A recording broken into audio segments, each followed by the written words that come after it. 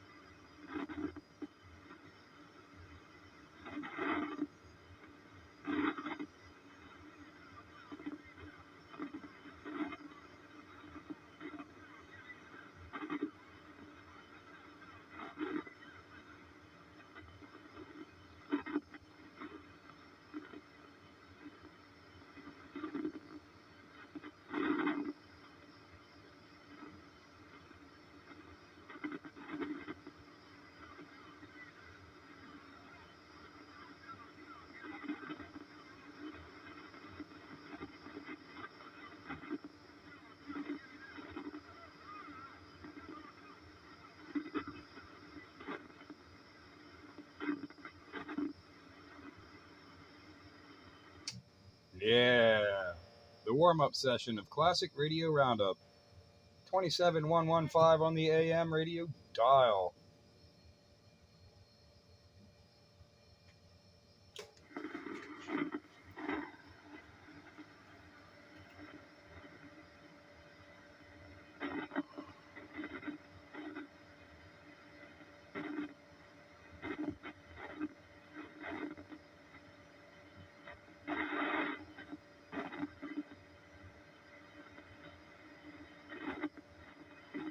Warm it up, let's go.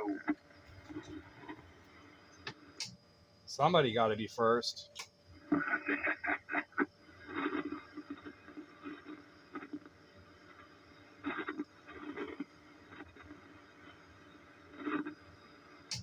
Time to check it out, warm it up, test it out, get it going. Yes, sir. Good evening. 328 behind the hill. Says low. Top of the evening there, 328. Spitfire 441 on my antique flea market radio. You must have a pile of radios laying around. Yeah, it's a bit of a pile. I know people have bigger piles. Mine's just a little pile.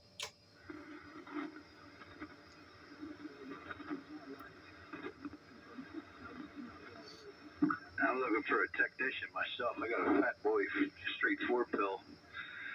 I got a couple questions about.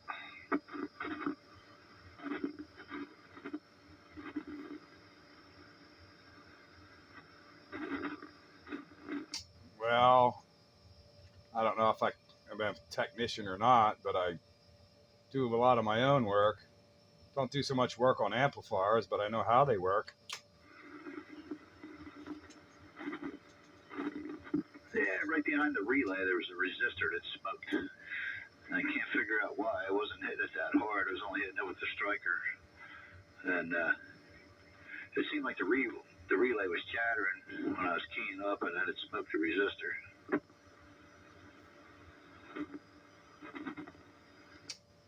So it's what, a Fat Boy 4 pill. I assume that's a high drive.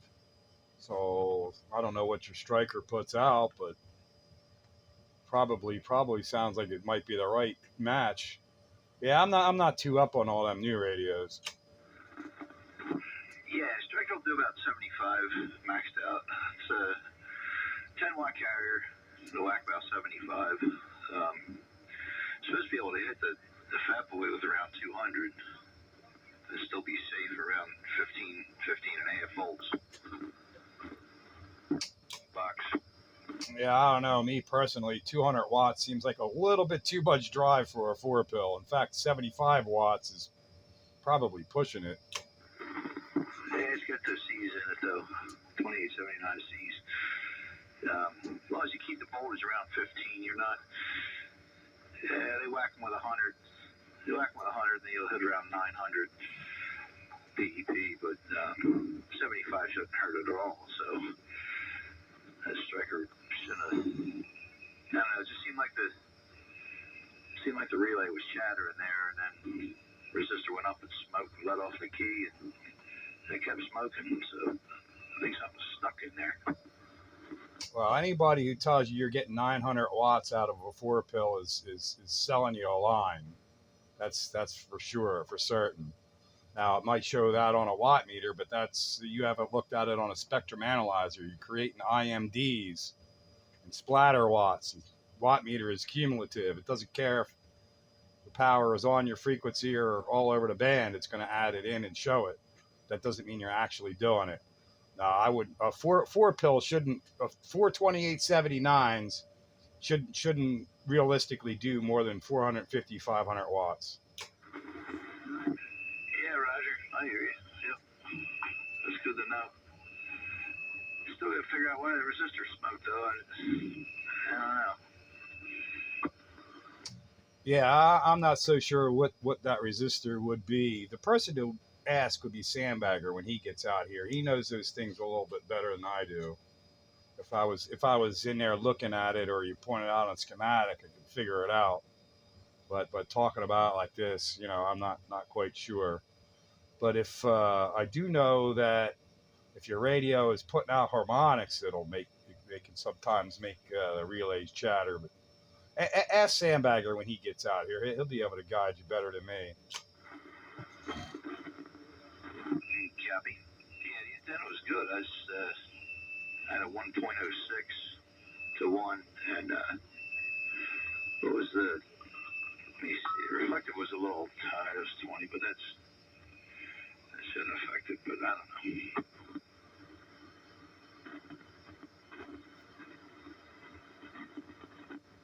Yeah, I was just doing a little math in my head, trying to remember what those 2879s are rated at. So they're 120 watt devices, so you should be able to get close to 600 watts out clean.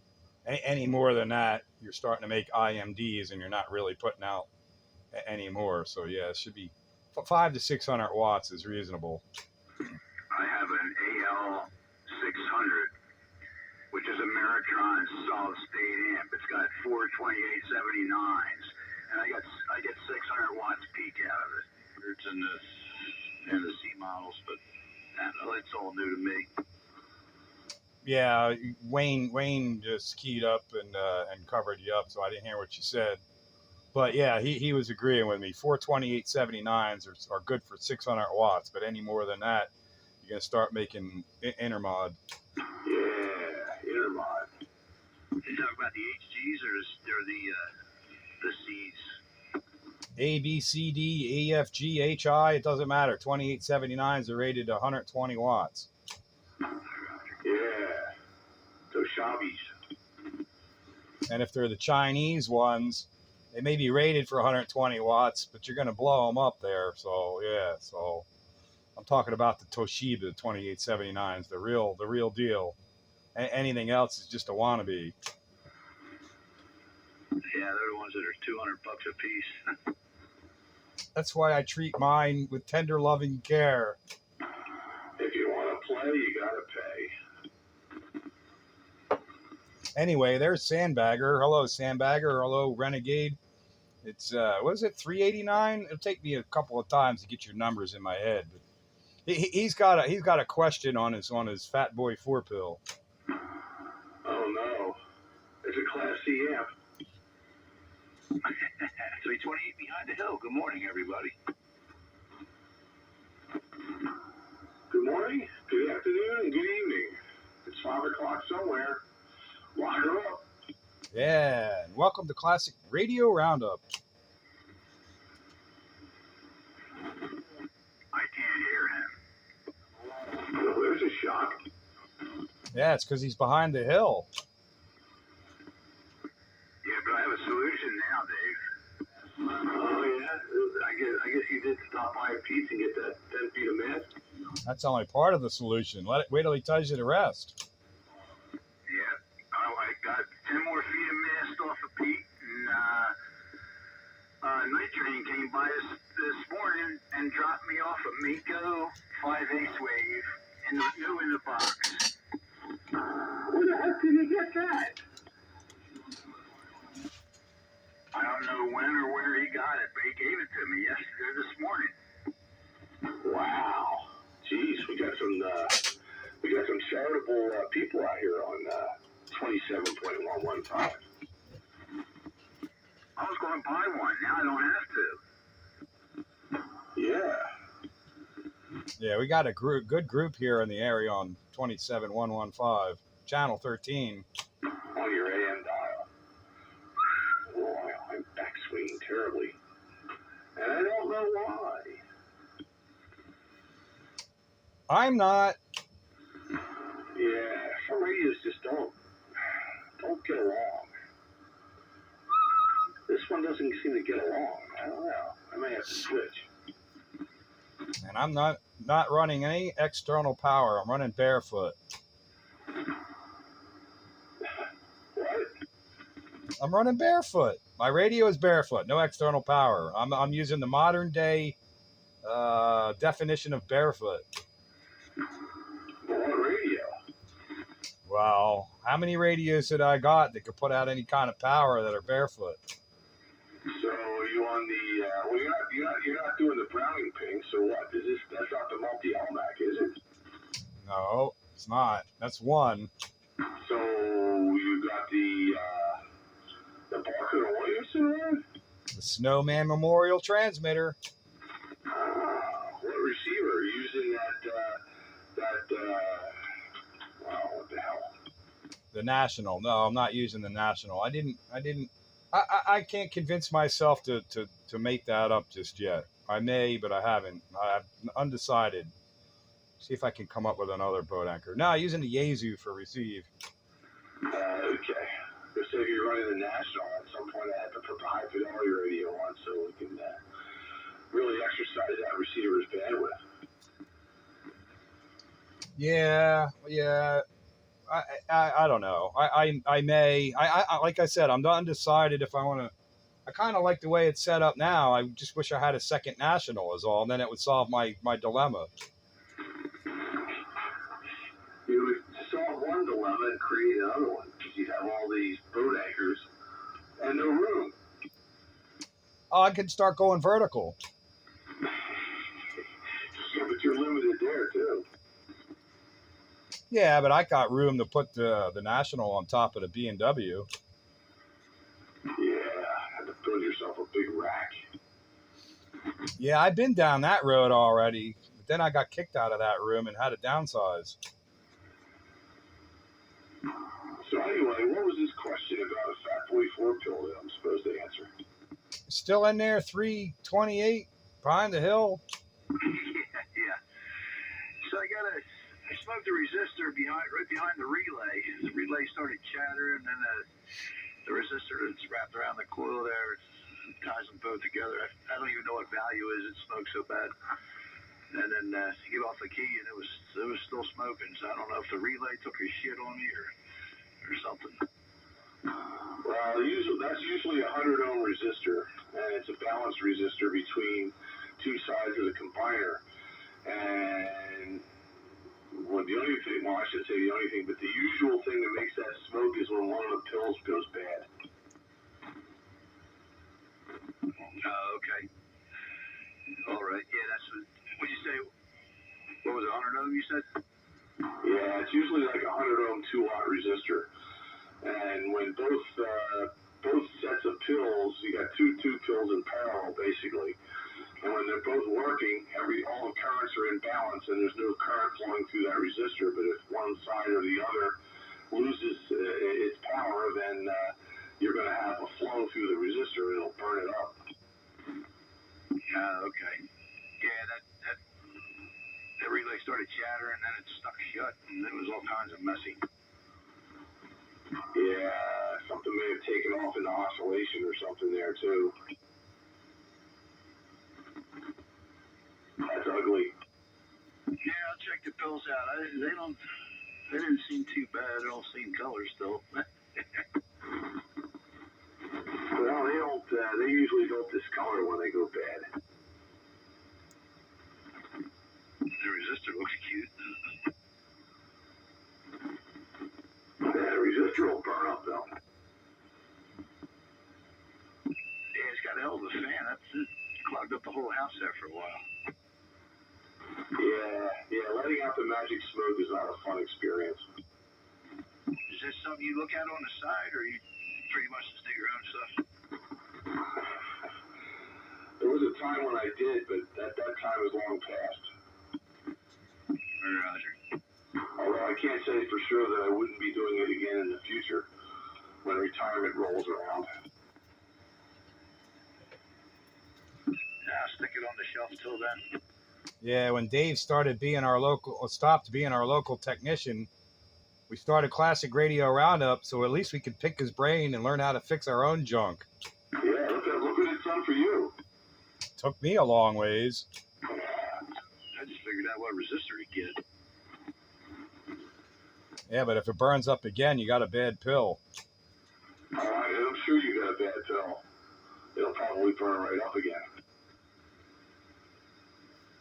So how much drive would you maximum input to just a straight 4-pill and no driver? Like 75 watts is probably okay, but not much more, right? 75 watts. Well, he's putting in, what is it, 10 watt carrier, 75 watt peak. I have a 4-pill here, and I drive it with 4 watts, and I get just enough power out of it. All right, so it is a case of maybe he put too much into it. 75 seemed a little high to me, but I don't know. I mean, I've driven it with the ICOM already, and I usually turn it down a couple notches, so maybe it's at 70 watts peak, and that's probably not so bad on peaks, but, carrier power, I wouldn't do over 10 watts. No, we were talking peak. But yeah, that's still pushing things just a little, in my opinion. I wouldn't do it.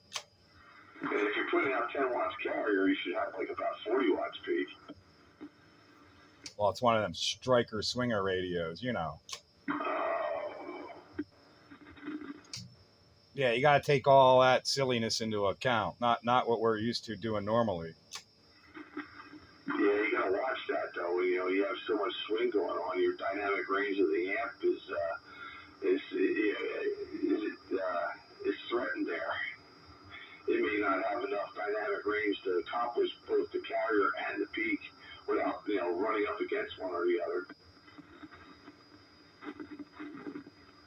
Yeah, I'm learning. I guess there's a tape recorder on. Hello, Rooster. Hello. I know some 4 pills are made to take 125, but some 4 pills are only made to take 10 watts too. Yeah, that's true. If you've got one with input attenuation, you got an input pad or something in built into the amplifier for high drive, then yes, if it's that kind of amp, then yes, you can drive it with a lot more. But if you don't, Yeah, it's a Fat Boy straightforward. They're hitting them on the videos. They're hitting them with 200 peak. They're around 15.5 volts max. There's no way I'd hit a 4-pill with 200 watts. No way. Because it's only going to put out 600 anyway. Then they tell you 900 watts they're getting out of it. They're lying. Or they're not looking at it on a spectrum analyzer because they're just putting out garbage. is that what they pay now? No, I hear what you're saying. Better put it on a 2547. There's a whole lot of doubling going on there. I ain't quite sure who to answer.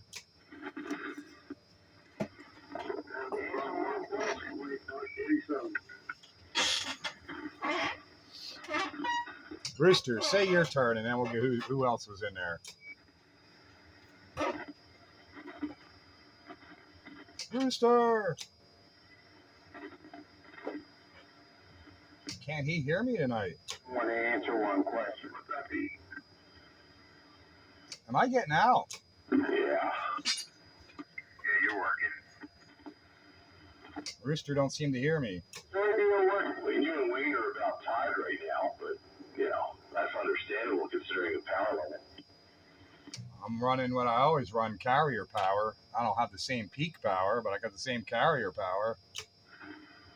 Very good, Pete. I guess my radio ain't working. Well, your radio is working. You're just doubling and tripling with people that are the same signal as you.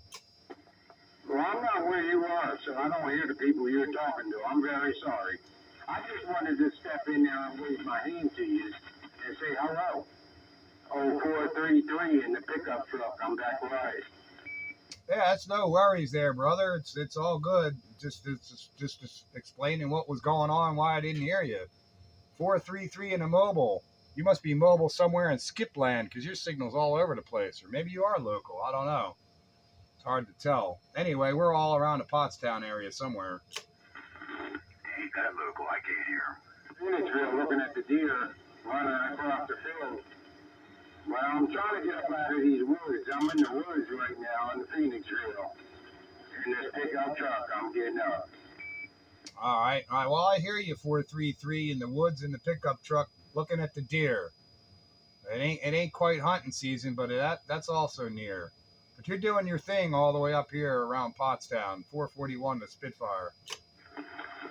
That's my Roger, Spitfire, yo, 433 from Norristown with the wave. Is that the same old Norristown's last holdout, Floyd? Is that you? Ain't nobody but me, 433, the only one with a gun.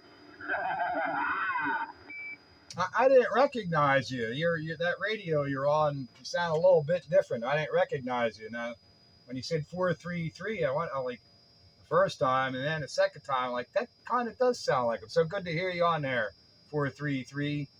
The only one with the gun driving around Phoenixville in a pickup truck. Spitfire 441 on this antique radio. That's right. Right about now, I'm in a there's a bunch of traffic going on because they got construction where I'm at. But I'm going to put it on the quiet side. Still doing it again. Mr. Spitfire. Mr. Spitfire, 441, 433, pickup truck. I got to put it back on the quiet side. I'll see you. All right there, 433. Good to hear from you, man. It's been a long while since I heard from you. You sounding good. Hope all is well on your end. Pop on in again when you got the time. 441 Countywide Radio.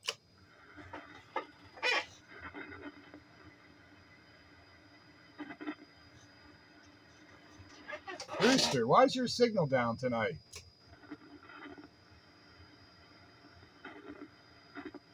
See, he don't hear me tonight. He said he was running barefoot 2547, so that would explain the lower signal. Well, that doesn't explain why he doesn't hear me. I don't know. Maybe he's just not there right now. Well, that also could be, but he didn't hear me earlier when he was there.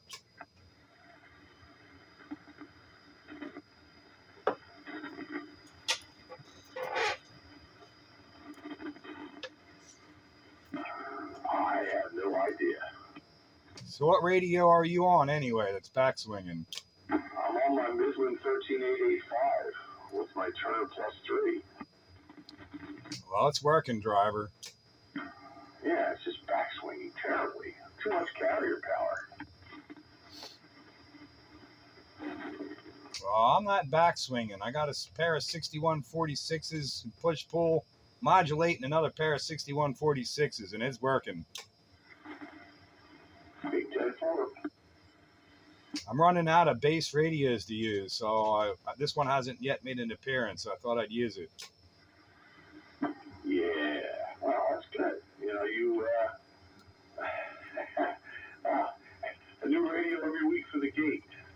You can switch over to mobile radios. You got that TRC-24C and a couple others you can use. Yeah, I'll switch over to start using the mobiles that I have. Not as many of them. I just didn't feel like it tonight. I felt like using this. Well, that's good then. I'll have to drive up there and take a peek tomorrow. Guess it would have been better if I paired it up with my national, but I'm still undecided how I want to do that. Sounds good up here around my Phoenixville in this pickup truck. Yeah, my 1954 88-pound radio transmitter. Yeah, well, it's doing its thing. I just pulled up into my home front, and I got you both coming in here real good. Are you living in Phoenixville now? Yeah, I moved back down here because I just had issues just finding, I was finding a ton of work up there, but it's an hour or more drive, and you don't have a reception up there with phone. And I had an issue with that. If you break down, it's like, I'm stuck out there. I love it up there. That's God's country. I do too, dude. I seen you on one of the pages. I seen your name on there with the trains because I'm in them too. And I'm up there. I go up around Williamson. You know where that is? Camptown, PA. Yeah, I know where that is. That's where I stay at. My friend has 200 acres. Yes, I did say that right. 200 acres and it's back in the woods, man. I'm telling you. I'm ready to go back up there for a weekend. I was living there for a while, for a couple of years, doing work on the cabins and stuff. The stuff he had a lot of work going on. But I finished all the work, so I came back down here. Yeah, you gotta go where the jobs are. But I wanted to stay up there. I was traveling from the mountains to Connecticut, Enfield, Connecticut. It's right on the borderline with Springfield, Massachusetts, about 10 minutes away. Man, that's a hell of a drive, man. Yeah, I was driving back and forth like every other month. And I was coming back down here, and then I would drive back up to the mountains, and then shoot back up to Connecticut. I was loving it, though. Yo, I was going when the foliage was going on and everything. It was so pretty seeing all that stuff. Yeah, it's nice up there. It is nice, man. I love it.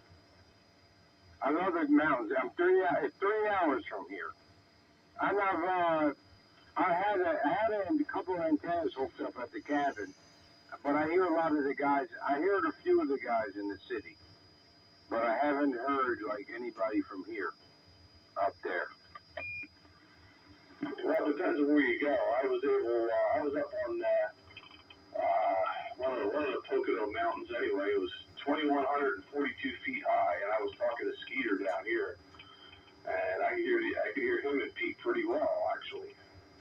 So you gotta be on top of the mountain. Well, where I'm at, where my friend's cabin is, it's over 1,000 feet. It's a touch above 1,000 feet. I'm right off the Susquehanna, right off of Route 6, on the Susquehanna going west. I'm literally probably 15 minutes off the road of it. Up there though, 1,000 feet is nothing. That's the valley. You're up on the hill, you're over 2,100 feet. No, I looked it up. Because I was.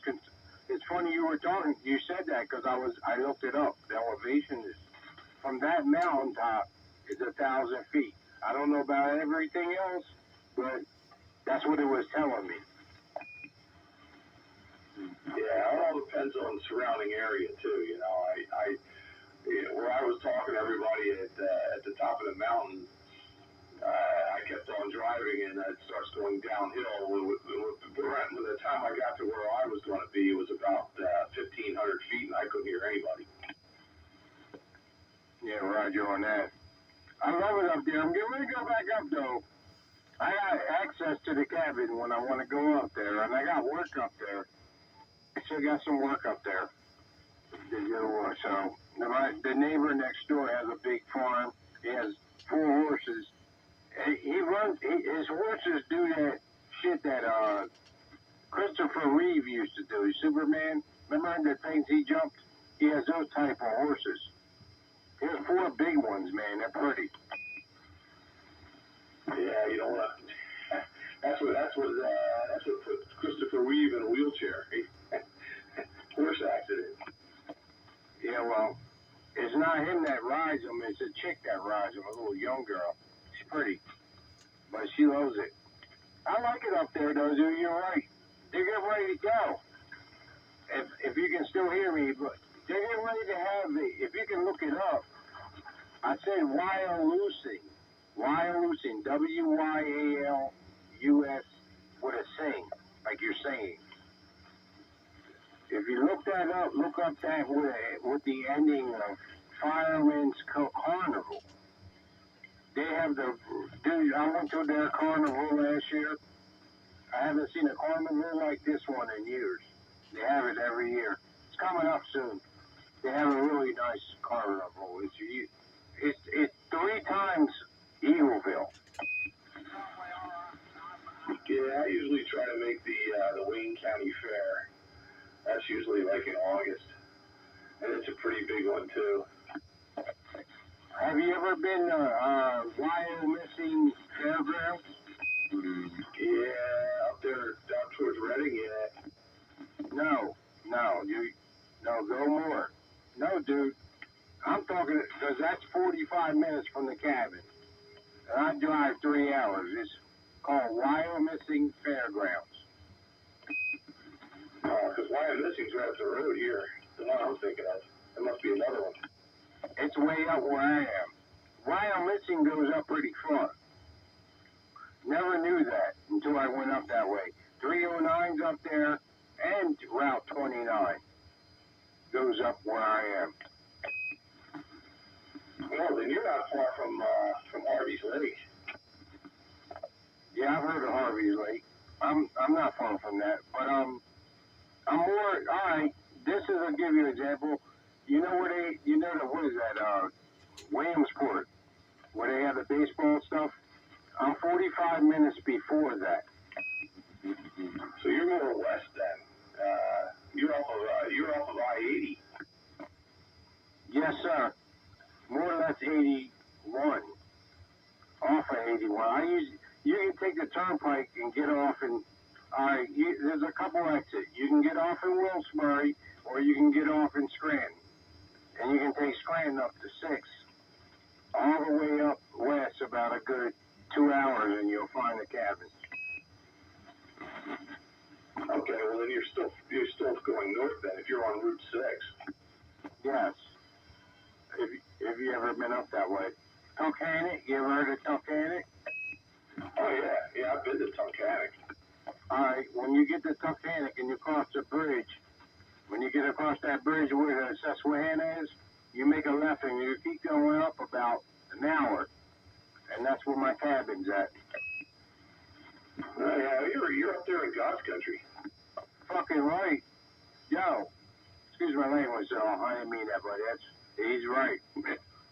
I stayed up there for 2 years, and I didn't want to come home. And I was feeding the deer.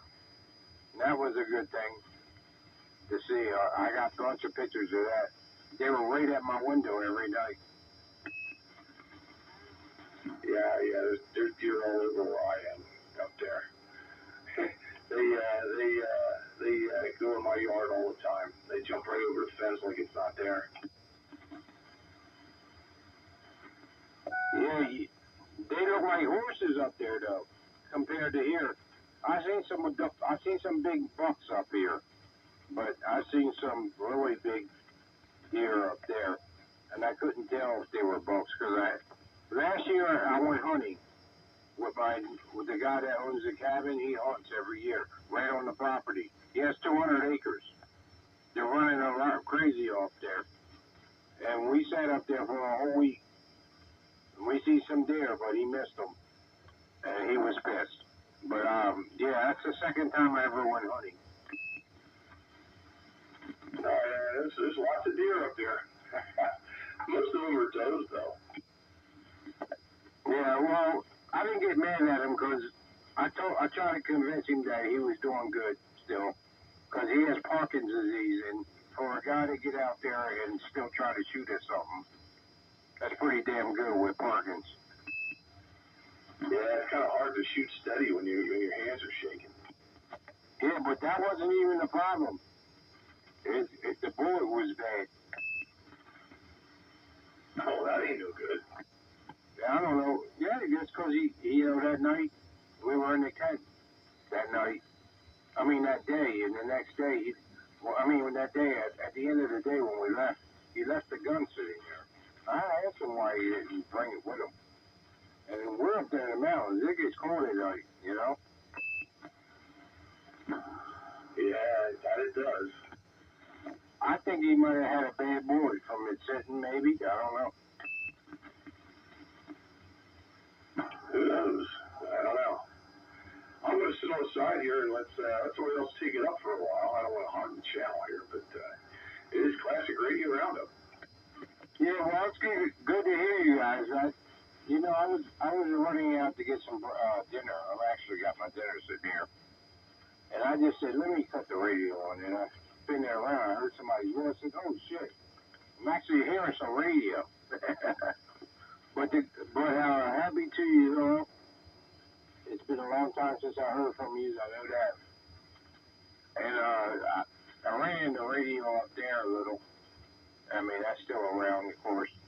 I was happy hearing people up there on the radio. A couple of base stations I talked to up there. But, yeah, you guys take care. God bless you all, you. I want to get on out of here with this old raggedy pickup truck. I'll see you now. Bye-bye.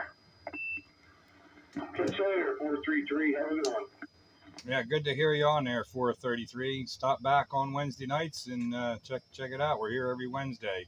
But speaking of wildlife, this morning when I pulled into work, sitting in the parking lot before it was time to go in, we got a coyote running around. Oh, yeah. Yeah, we see a few of those occasionally. Maybe up the mountains. First one I seen down here. Oh, yeah, it's true. They're a lot more common up there, but there have been some sightings in Bucks County. Mm-hmm. Well, this is King of Prussia, inside where I work. Wow. You sure it wasn't just a mangy dog? I'll send you the video I took of him. It's a coyote, for sure. And then I saw him again later on after lunchtime, still running around. Looking for his next meal.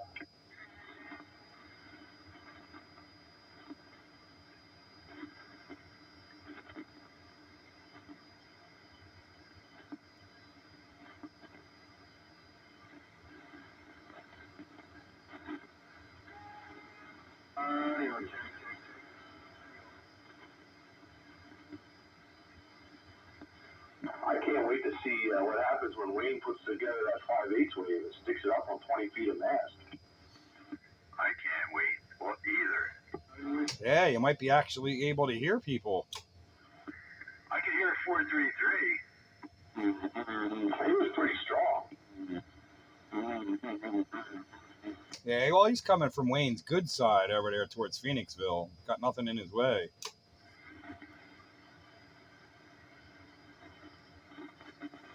I don't know if you're next to your computer or whatever, but I sent it to your messenger. Yeah, I got it on my phone here.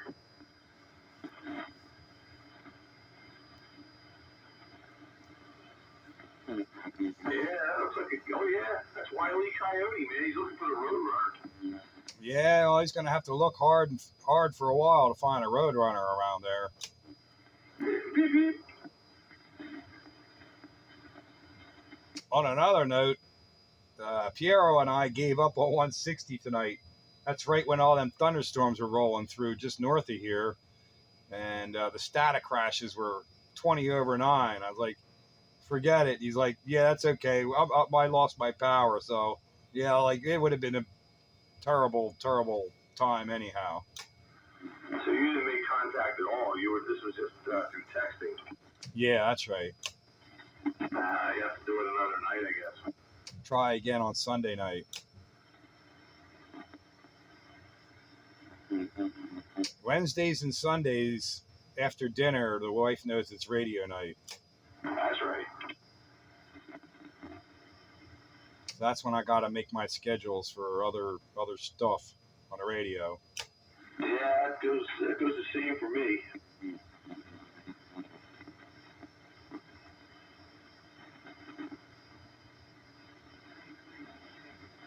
I will be back shortly. All right. Well, here we are on Classic Radio Roundup. Check in if you haven't checked in. Check in again if you already checked in.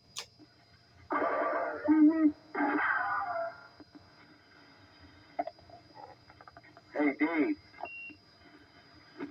Dave stepped out and said he'll be back in a minute, but I got the Roadrunner checked in.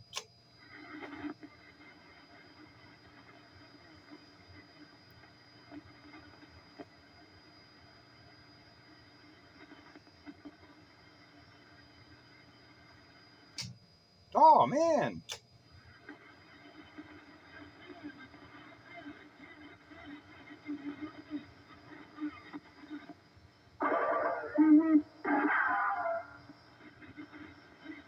Oh, that brings back childhood memories. That does.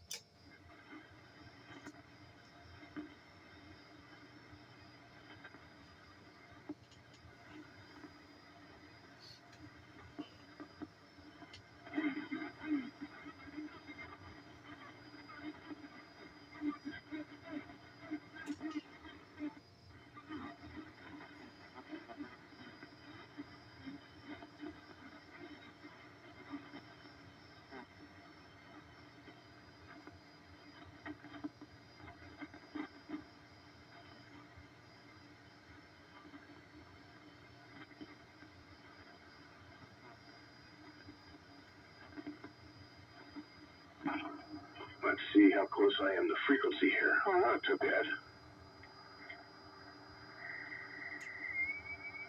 There we go. Oh, I got to touch mine up. 27115.12. Good enough for government work anyway.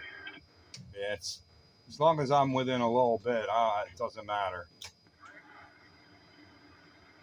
I think I heard a breaker. Breaker channel. There's a breaker. Go ahead. Hey, Dave. Have you ever taken a train ride up there?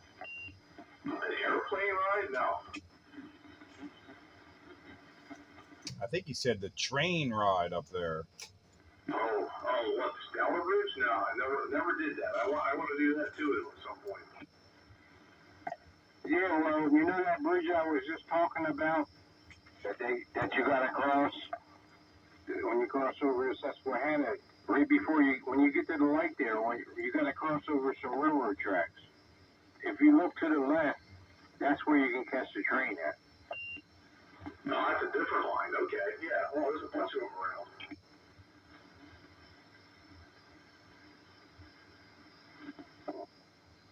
Yeah, they still use their tracks.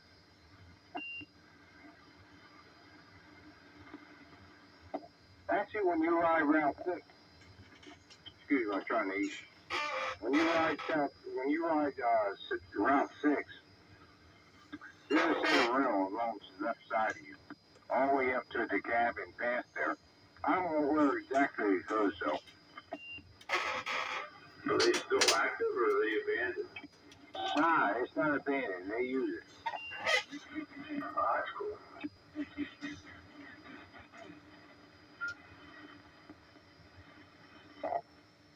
Yeah, when trains are on it, I can hear it from the cabin. But I'm a good ways away from it. I still hear it, though. Do they run steam up there? Yeah, the one I seen, I wanted to get on it. It was one of those old-time trains in the front of it, pulling it. They had a bunch of carrier cars behind it, but they were old-fashioned, too. Ah, cool. I like steam trains. But you know what? When I seen it, it wasn't going towards the way I was going. It was going towards Scranton. No, hell, I guess, whatever the route is, I don't know. I think you gotta look up in Tuckhannock train rail and see if that comes up. If not, try Lackawanna County Railroad, and you might find it there. Yeah, that might be the Erie-Lackawanna line then. I think Newark's the only one that runs steam around here besides Stroudsburg anymore. I love it up there, man. I can't wait to get up there and just. I was thinking about going up for the 4th and just doing my thing up there. Hello, Joker. There's a bunch of lines that run steam. The Kempton Railroad at steam, and I believe the Stour Bridge up in Hosedale. I think they have steam. And Culverville's working on it. They've got a locomotive they're trying to get rebuilt. Yeah, I think Pig's gonna fly before Culverville has that steam put together. oh, ye of little faith. Yeah, well, they've got one, and that's a start. I know the organization. Oh, you do. You know Mr. Guest. Well, I was gonna say, my brother was a big part of in the beginning of that whole getting that line up and running. Ah, okay. Needless to say, he is not there anymore. Oh, management fallout. It's usually what ruins an organization. Yep. That's a big part of it. And how's everybody doing tonight? I'm doing good. How's the Joker? Tired. I need sleep.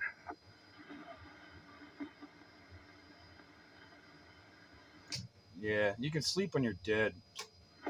Who's the Joker? That's my philosophy. You can sleep when you're dead. And then we can stop talking about you. No matter, I'll be dead. Talk about me. No, because this is, I don't know who you guys were talking to about the trains before, but, yeah, this is Joker. I'm out of Valley. Oh, my bad. I heard. I can hear Spitfire really good, but he said something about the Joker. I thought he was talking about Dave being a Joker. Oh, Joker's his handle. He's somewhere near New Jersey. Ray, I caught it. Right on the borderline. Speaking of that, I had to go drive to Jersey. I'll be right back.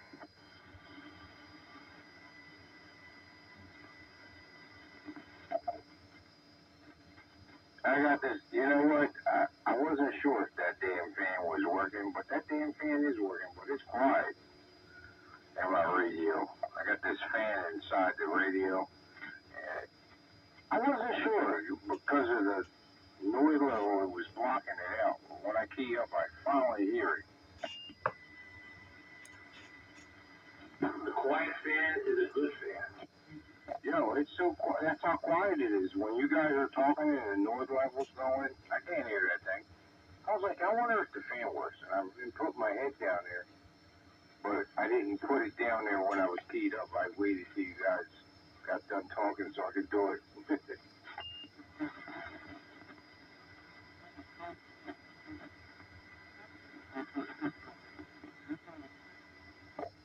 This is by the way, this is a 98 VHP. This is my big. This is the radio I don't know when I seen it, but I think it was probably in the 2000 era somewhere. I wanted that radio as soon as I seen it, and I didn't, bother with it for like several years. And I ran across one. I was like, for a decent price. So I said, oh, I've been looking for one of those. And yeah, I had some problems. I didn't have no problems with it for a little while, and then all of a sudden I started having a problem with it. And I took it down to Sky. Now it does like 350 if I really pump it up. It does pretty good watch. Yeah, sounds good. I took it down to that guy in Moreland. What's his name? I can't think. CB World. I took it down there, and he did me right. He did this. He wanted to buy the radio after he fixed it. He asked me if I wanted to sell it. I said, nah. I've always liked that radio. No, I don't want to sell it. I want you to fix it. Ain't that some shit? But that just told me something, though, that it was that good of a radio.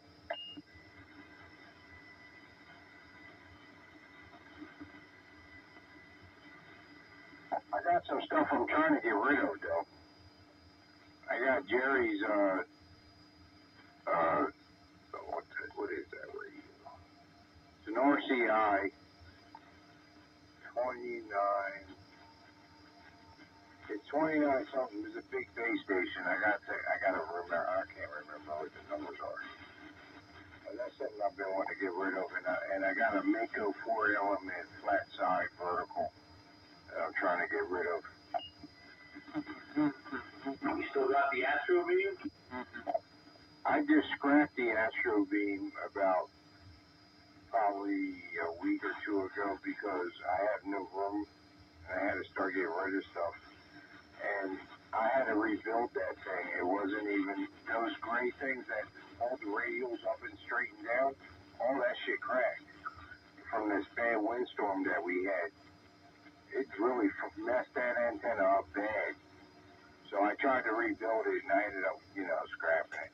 I need to I have no more time for a lot of CV stuff, so I have, like I said, I have the Victor 5000, and I have a Mako 4-element flat side. I have a Joe Gunn. What is that damn thing? Some kind of Joe Gunn 2-element. It's got the Y and it's got the plus in the back. I forget the name of it. I got that one. And I got a couple other things too.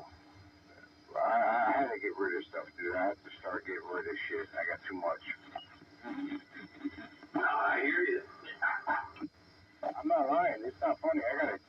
I'm renting a storage unit right now. It's a 10 by 20, and that's only me. And I can't believe I have that much shit. Doesn't take long. Next thing you know, you got a room full. Yeah, when I was up there, before I left here, I had a garage, 2 bays. So all my shit was good, but when I moved up to the mountains, thinking I was going to be able to find work and be steady. It was just the distance. That's the problem up there. Is just the distance. Getting a job, you got to find somewhere like the town you're in, if you want to get lucky. But I had an opportunity to work for Procter and Gamble, and I still have it. It's just that I don't have a place up there, and I ain't trying to be driving an hour away just to go to work and break down with no fucking, excuse my language, with no cell phone. No cell phone. I find that to be one of the charming things about being up there. No cell phone. Yeah, but dude, when you break down, it ain't cool. I knew a guy that broke down up there in the winter. He had no reception, and he had to walk 8 miles. And it was already snowed and everything, but the roads were still good. But, we had already had snow, and that's how cold it was. He wasn't too happy about that. I wouldn't have been either. I had to walk 8 miles until you found. Nobody walked it. He said he didn't see a car for 8 miles after he broke down. I look at it this way. I mean, I grew up in the 70s. We didn't have cell phones then, so we somehow managed to get along.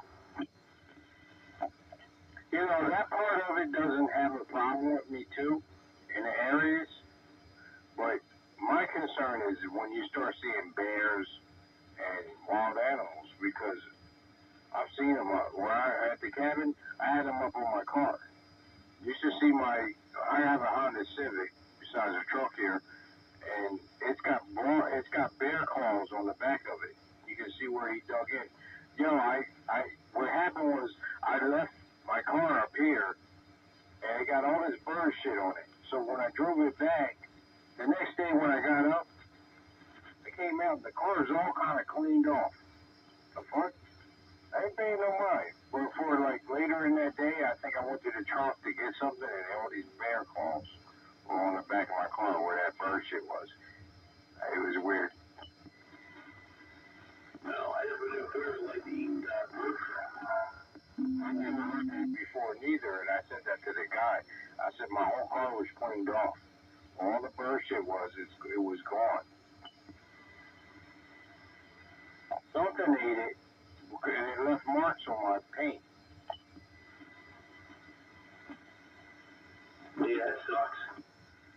Oh yeah, I got pictures of it. I was showing my friend, he couldn't believe it. I said something got claws on it. You can see the claw marks, like the 4 lines from it.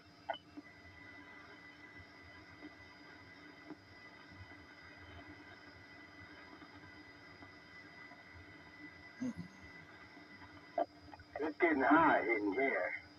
I'm getting ready to go in the house, actually. I'm sitting out here in the parking lot in the front of the house. Yeah, it's not fun out there at all. I'll wait for the rainstorms to come, but I don't think they're going to get here. I think most of it came and went already, but it just missed us to the north. Yeah, that's what I think too.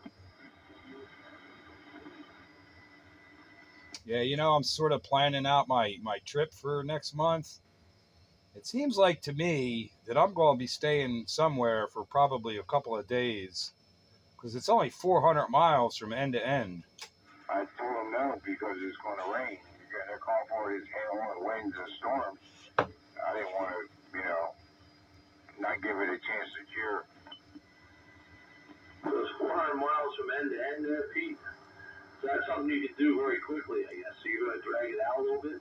I'm going to drag it out a little bit. I think I'm going to stay in the Allegheny National Forest for a couple of nights. Yeah. Hopefully they allow 40-meter dipoles. Yeah, I would think so. I'm going to, because otherwise I'm going to go through, even if I only did 100 miles a day, that's 4 days. I got 6 days. Well, then you got to come back. Yeah, it'll only take me a day to get back. I think I need to put another fan in this bitch. I put my hand on that thing. It's hot. Yes.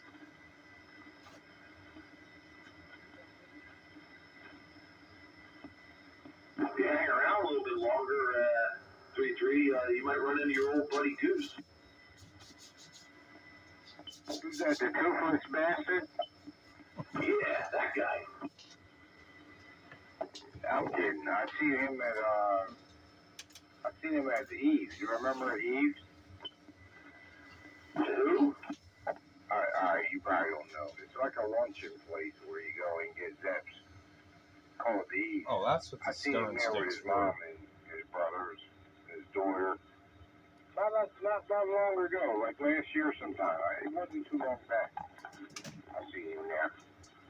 But yeah, I heard they got a CV club going on now and all this other crap. Yeah, a little group of people, And Goose put up some kind of a base antenna on his trampoline in the backyard. Lord.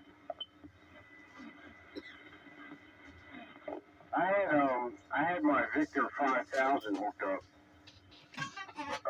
in the mountains, and I was doing pretty good with that. I was getting some good skip with that thing up there. I didn't even have it up probably 10 feet off the ground. No lie, and there was a lot of trees around it. Seems like a lot of people have the 10-foot off the ground problem. Yo, well, that's what it caught me. Yeah, I heard a few people doing that. Let me try that 10 feet shit. I gotta go, that's one of the reasons why I gotta go back up to the mountains. I left my 102-inch whip. I have a 102-inch whip up on the roof over there on the cabin. And the cabin's not real high, like a house or anything, but it's probably like 20 feet, maybe 25 with the. But I gotta go up there and take that down. I won't have that problem for long. Yeah, let's hope. Yeah, and I'm well past that problem. What's that? What problem? My antenna's at 85 feet.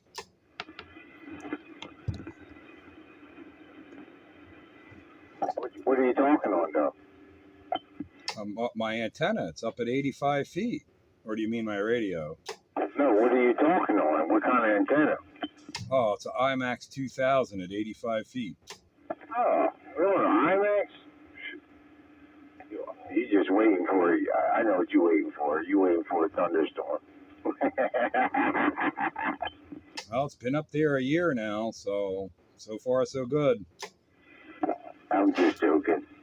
No, IMAX all right. But I don't fuck with no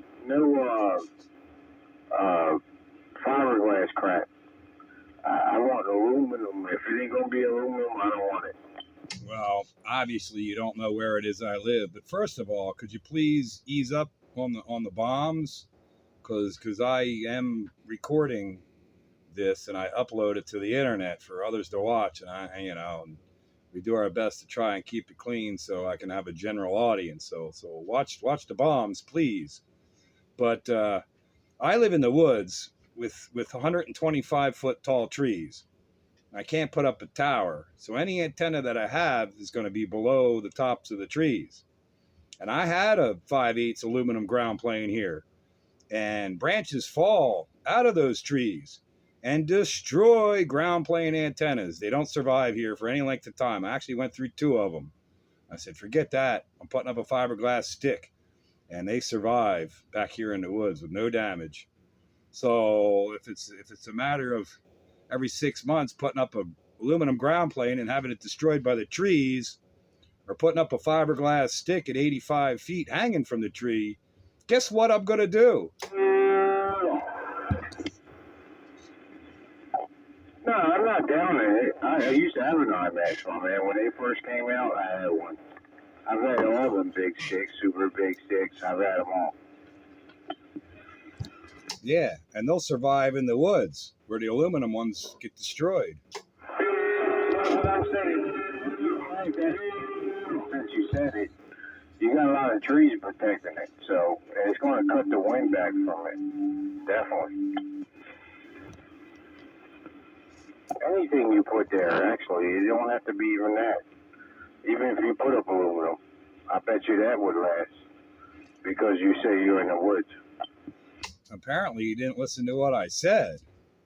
I've had 2 aluminum ones here. Branches fall off the trees and destroy the aluminum antennas. They rip the ground plane radials right off. Oh, I didn't hear that. I'm sorry. Somebody been hammered on you too. What his issue is.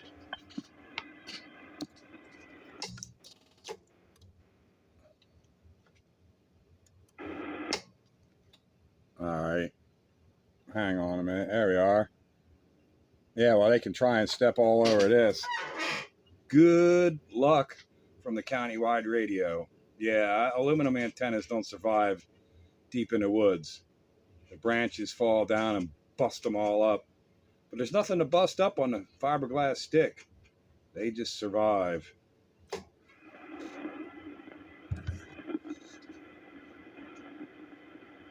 Yeah, I had mine out. Like I said, I had that Victor 5000 up there. It was doing damn good. I had to take it down though, because I moved back down here, and I hate to do it too. I wanted to leave it there. Well, I'd really rather have, like an 8-element, moonraker type antenna or something, but I'm not going to be able to swing it back here, and it's not going to survive. And the wife wouldn't like it. Nope. Can't have a tower, but I'm allowed to use the natural towers to hang antennas from. So, compromise met.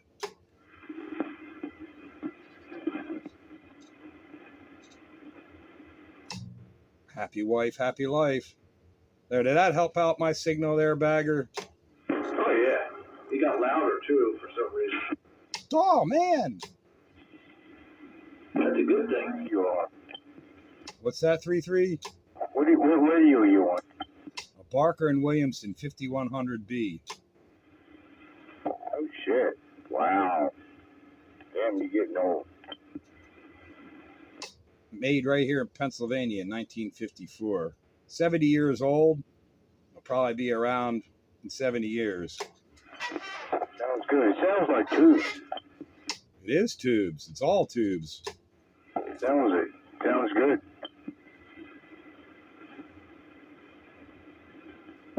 Barker and Williams? Barker and Williamson, Bristol, Pennsylvania. I don't think there were any solid state transmitters in 1954. Could be wrong. If there weren't many.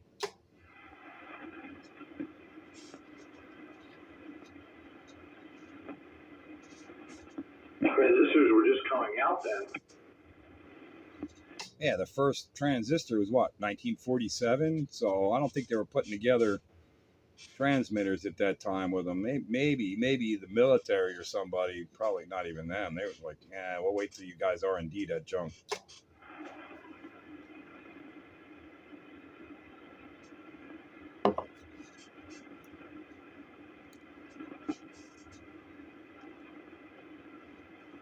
If you do a Google search on Barker and Williamson 5100B, you'll find a picture.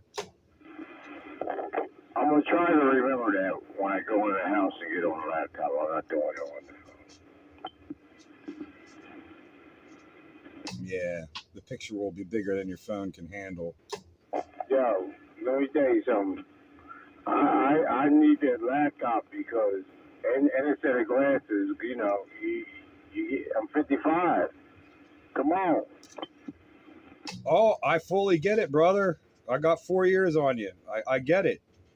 Started wearing glasses 9 years ago. It's upsetting. I should have been wearing them probably maybe 10 years ago because I had a set and lost them on a motorcycle and never went back to get a set. I had a set of Gazelles, and they were prescription, and I lost them when I was pissed. I never went back. But I've been wearing them though. I got a set now. They're not Gazelles though.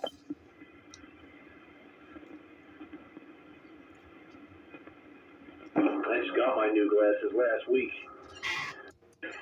We got 3 different settings on them. I look down, it's like there's no correction at all. That's for my reading. And then I've got a middle correction for my computer screens. And then the distance correction for everything else. See, I don't like that. Because they were talking about that with me, giving me something that's similar. I was talking about a 2 thing, maybe, because it is a pain in the ass when you need them for just focusing on like your phone and reading, and you don't need them for anything else, and you go to look up and it's like everything's blurry. It would be cool if it was clear, you know, up there too. I don't understand that. That doesn't make sense. I got a pair of safety glasses made for work that the main glass is clear. There's no prescription to it. But like the bifocal looking down section is my prescription because I only need them to read or see small stuff up close. And so when I'm looking at stuff close, I look down and it's perfect. And then when I walk around, I look straight and it's perfect. My glasses, I have to take them off as soon as if I'm reading, I only need them for the laptop or reading and my phone. That's it. If I look at the TV, I gotta take them off as soon as I look at it. Yeah, I'm the same way. I only need them for reading or up close small work. So that's, I got a pair of regular script glasses that I don't really wear them. I only wear my safety glasses at work they're basically bifocals, but there's only the looking down lens part of it has the prescription. The straight looking ahead or looking up is just clear glass.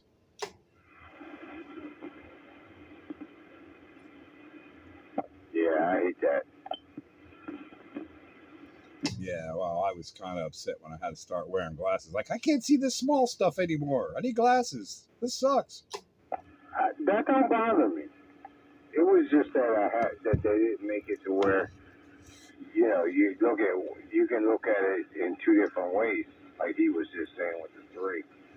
I would rather have just 2, where I can see like a little bifold, put that down for the reading part, and then I can still see out of it, where I don't have to take it off to where it's a blur to me. They do make them like that. That's exactly what I was just telling you.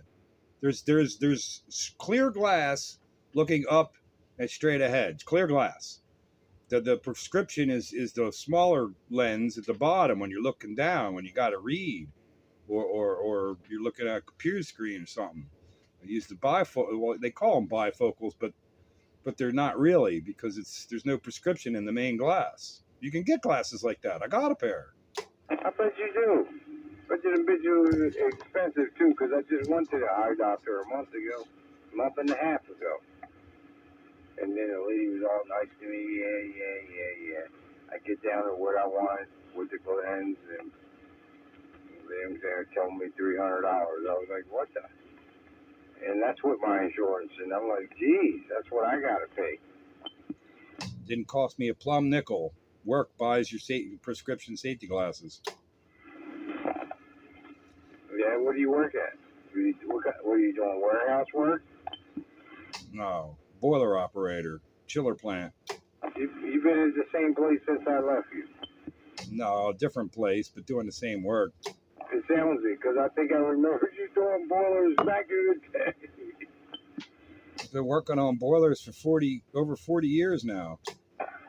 You don't remember me coming to your house? Yeah, I remember you coming to my house when I lived in Bridgeport. Yeah, I remember.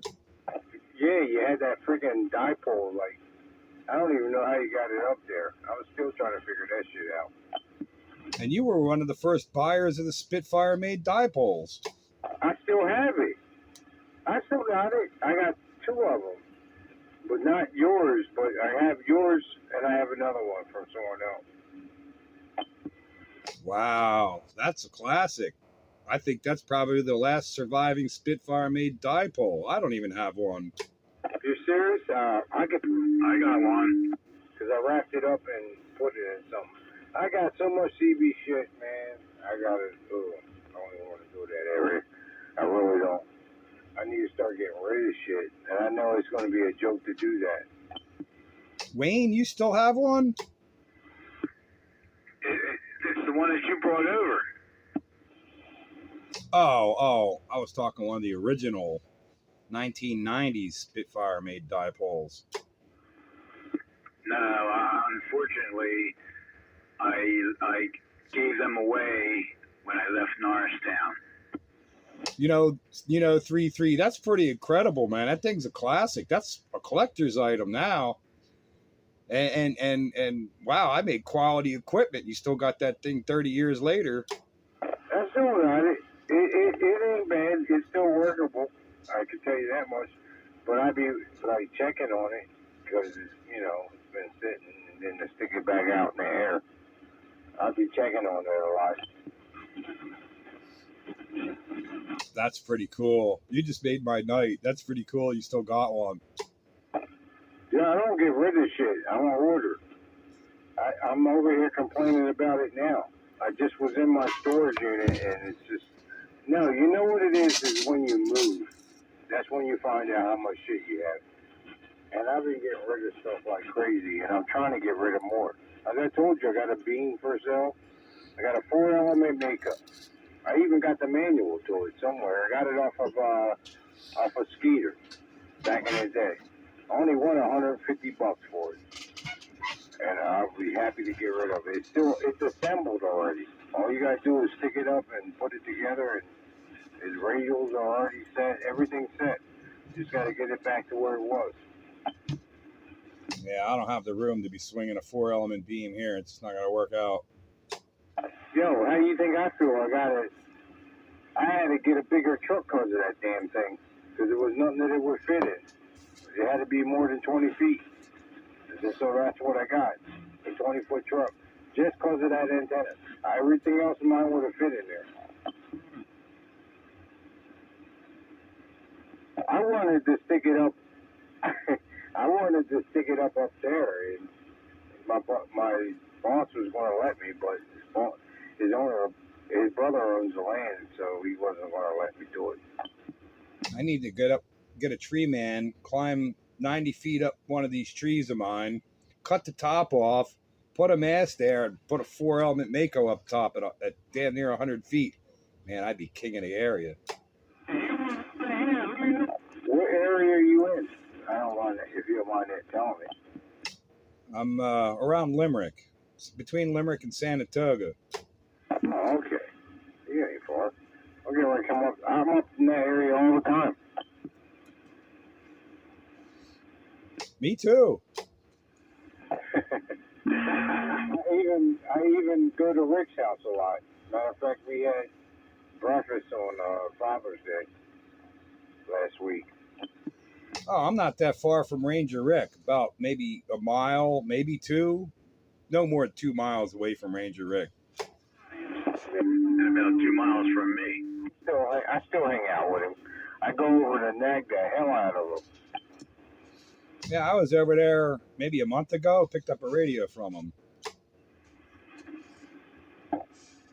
That's something I need to get rid of too, is radios. I'm telling you, I got a bunch of mobiles. I gotta go through them though. I gotta go through them, and I got amps. I got all kind of shit. Still got your trashy tram? Trashy tram. I think I do. Yes, with the slider on it. I think I do still have that. I believe so. Yes. There you go. I gotta take a standby. Be back un momento. Countywide. Block and a half. Wide. Trailer park wide. This radio here, Valley wide? on the Civic. Jersey wide. The amps wasn't a. Yeah, I had to run to Jersey there for a beverage. That's what took me so long. And it was this guy. Yeah, it's an expensive beverage. You got to pay the toll to get over the bridge. And the whole car shut off. And even worse, you have to go to New Jersey. Oh shit! Yeah, no one should ever do that unless they absolutely have to. And it started back up out of the. Yeah, I'm not a big fan of Jersey. All right.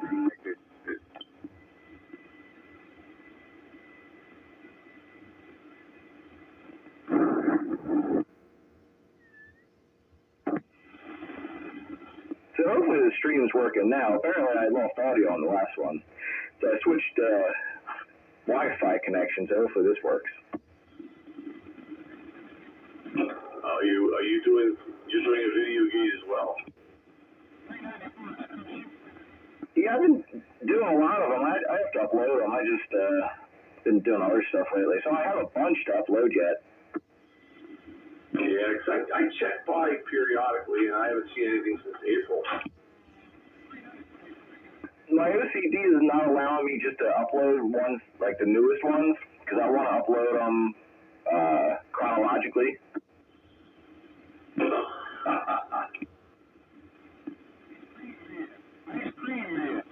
There is quite a few to be uploaded.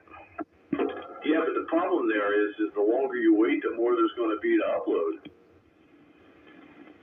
Yeah, I do have a few ready to go. Maybe I'll start doing them before I leave for work. Just hit upload and walk out.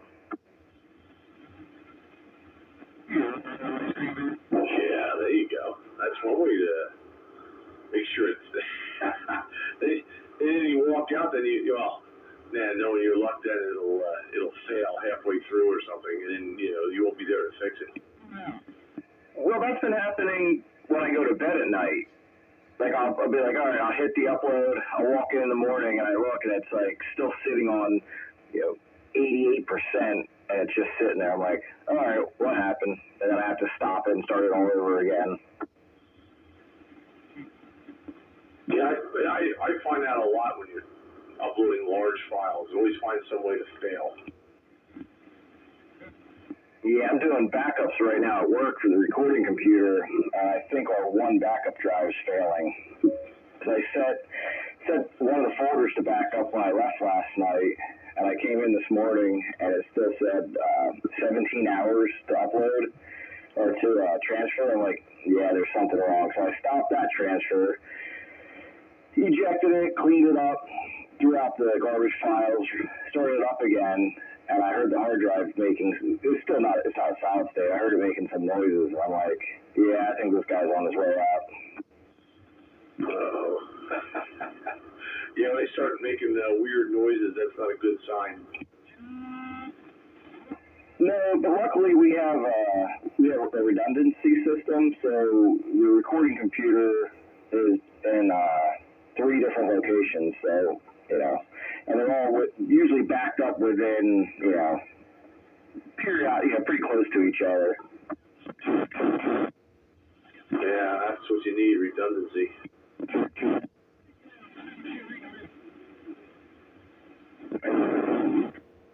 Heck, we had to do some work and give Universal, the big conglomerates, some files, because all their backups and all their masters and all their originals were in the same building, and a lot of it burned.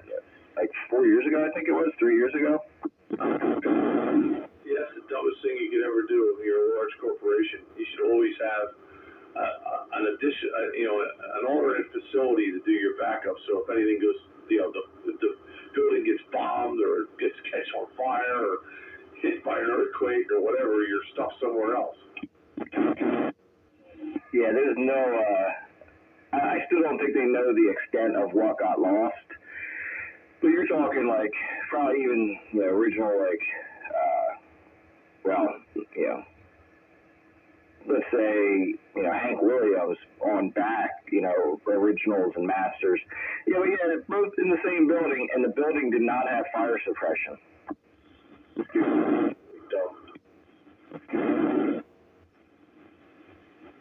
I'm not sure if you're getting it. I don't know if it's Bleed Over or somebody on this channel trying to get a radio check or trying to key up. Not hearing anything at the moment. I'm not hearing anything either, but that's not unusual.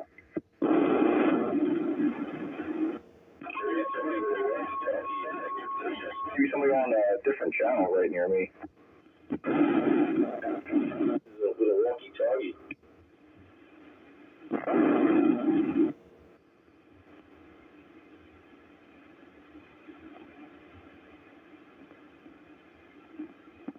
Studio B.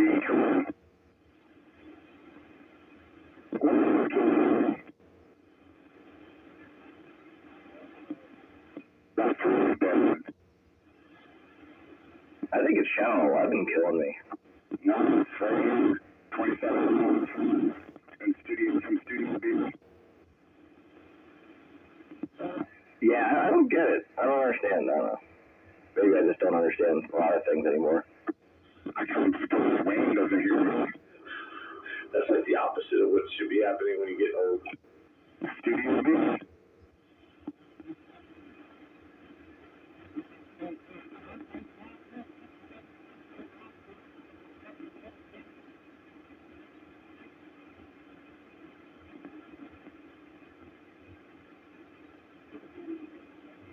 All right, I'm here, y'all.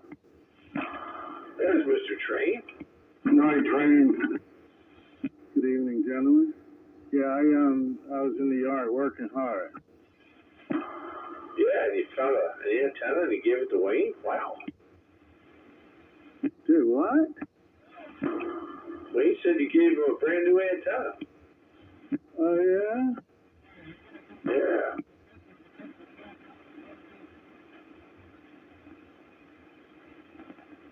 That was mighty generous of you. He deserved it.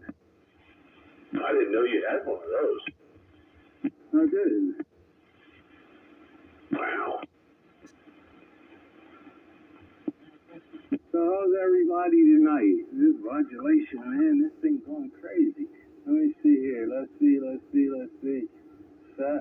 set it and forget it. That's what they say. But yeah, audio check 1, 2, 3. Is this thing all right? Is that the 623? No, in fact, it's the Johnson Messenger 223. It's fine, Night Train, and thank you. You're welcome, man. Okay, all right. Got plenty of low end. They could probably use a little more high end, but other than that, it's pretty good. All right, I don't think I can give it no more high end unless I hooked up a D104, but I don't have a D104 wire for this. Hello, Night Train. Countywide. Hey, Countywide, there's the Turner Plus 2, the blue one. Okay, I think a D104 would probably sound best on that, though. If I would have known, I probably would have had him to wire a D104. But then again, no, I don't think I have no extra D104s around here. Rising. Okay, I couldn't believe y'all couldn't hear me from Studio B. Studio B? That's right. I heard you have a Countywide. B? Breaker. Yeah, well, the only one that I think heard me was Joker. I can't believe Wayne didn't hear me. The Joker thought I was in another channel. That's bad. Funky Ground Plane is in there trying to get in. Go ahead, Ground Plane. Yeah, I just want to say hello, man. Everybody sound good up here at Northtown tonight. Funky Ground Plane, didn't know. Right there, Funky Ground Plane, top of the evening, Night Train. I'm back live. Full time Night Train, put it on. All right, yeah, so, wow. Yeah, Bagger, I thought that the Plus 2 would have been the very best one for this. No, Plus 2 is not as bright as a D104. Well, I wasn't trying to get bright. That's what it was. Good morning. Everybody always says I'm not that bright. Good morning. Who was that saying good morning out there?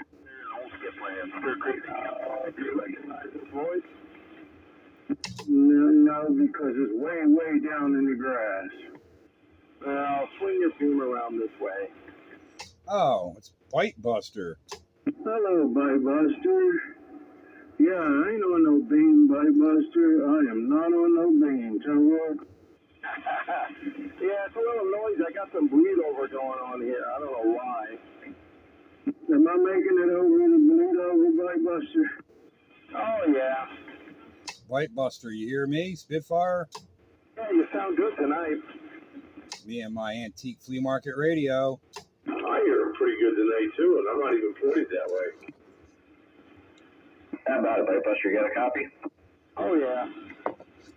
Hey, Spitfire, real quick, where you coming from, Spitfire? I'm around the east side of Pottstown. Okay, yeah, you sound good up here, man. You driving over to about 9 pounds. All right, let me get out the way before the ground plane go. Yeah, you're always sounding good up this way, Funky. No trouble at all. Somewhere around east side of Pottstown, doing your thing, sounding good. Okay, appreciate it. I'm getting out of here. I'll see you. Hey, I actually had a copy on him. You could hear the Funky ground plane?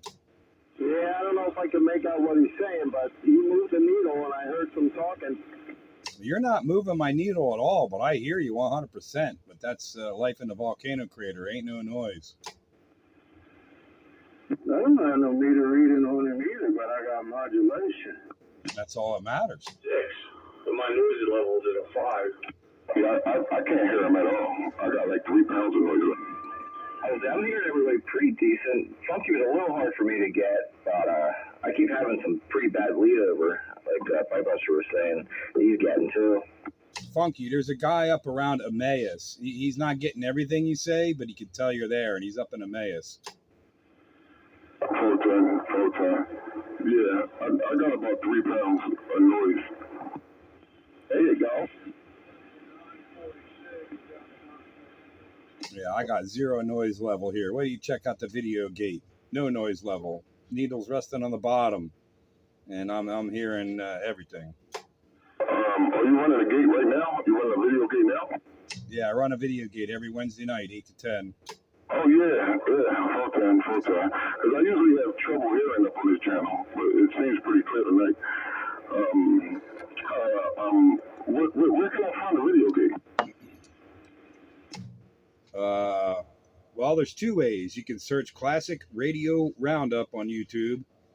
Roundup being two words, Classic Radio Roundup, and you'll find my video gates. Or look for 441 BSA 1968. That's my username. That's my channel.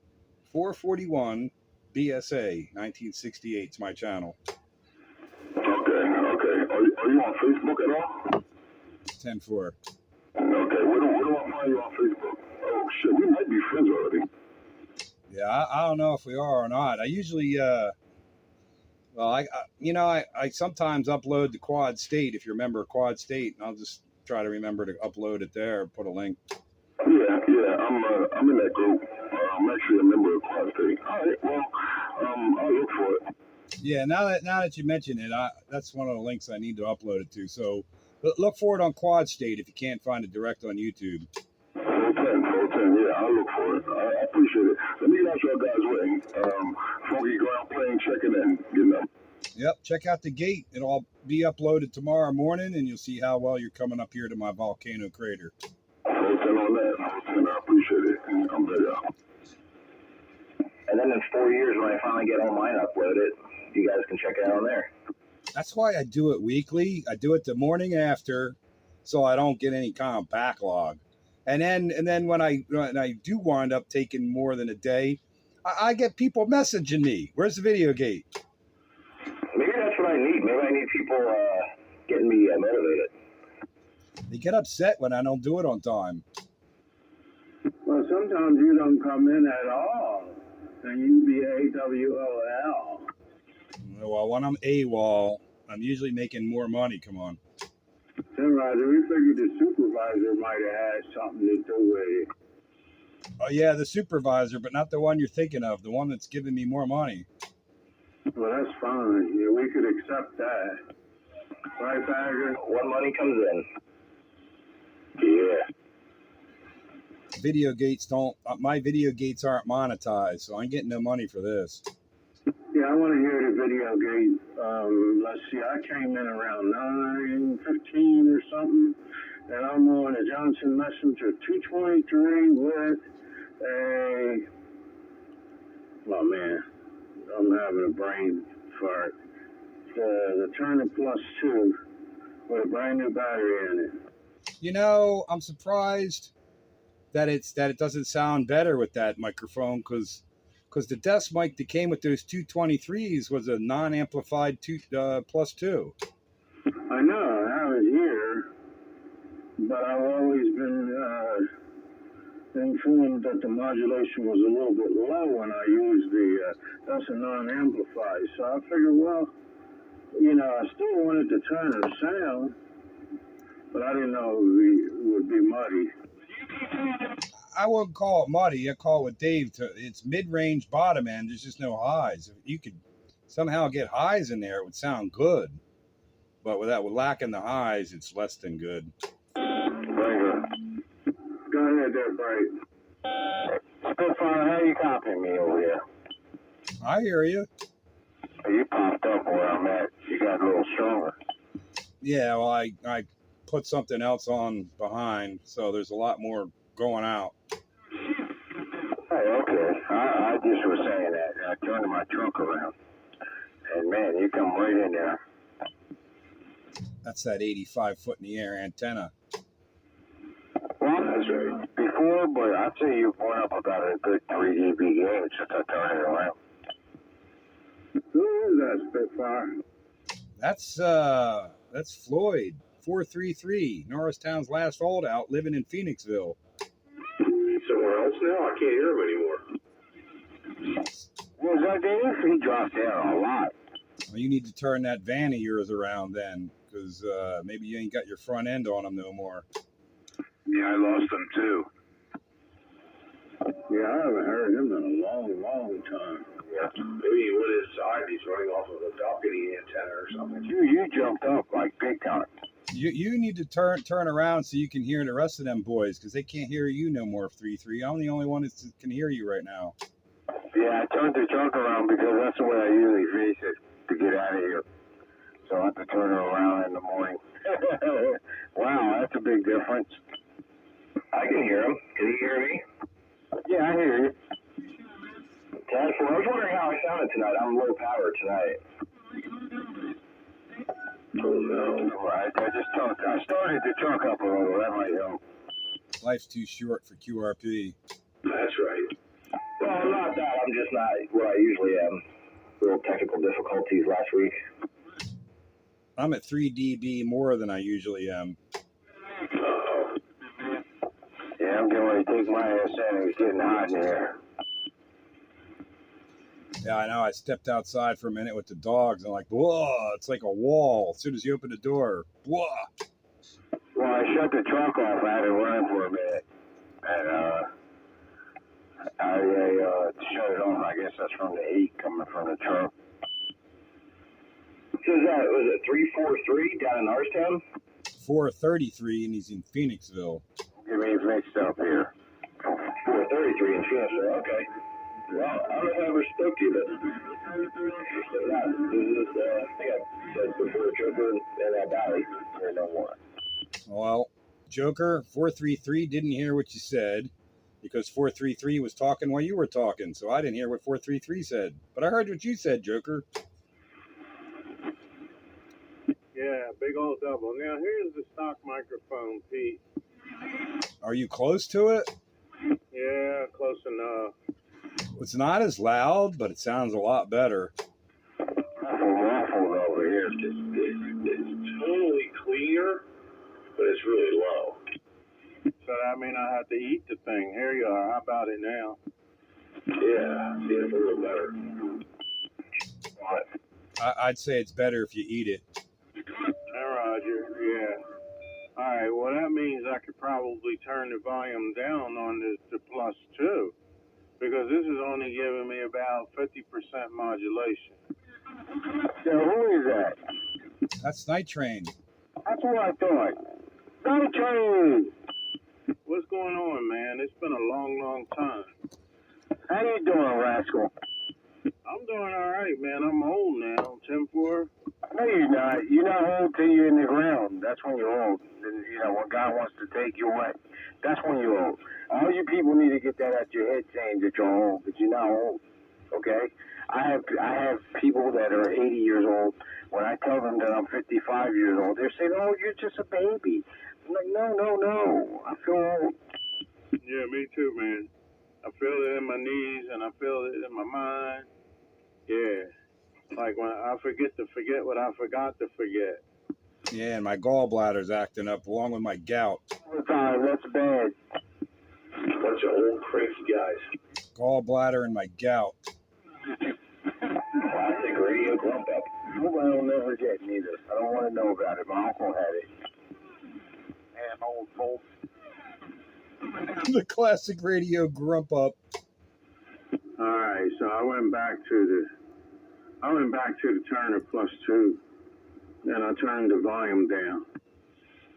I should talk my It's a little better because it's a little cleaner. He probably would go for it too, because he's in the radio. I slapped one up. I didn't realize that, Sarah. I've been here for a while. I just don't get out here in the car. Or I have one in the car, and I have one in the truck.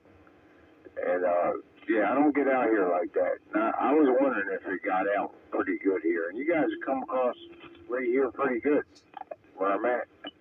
Yeah, you're doing all right, man.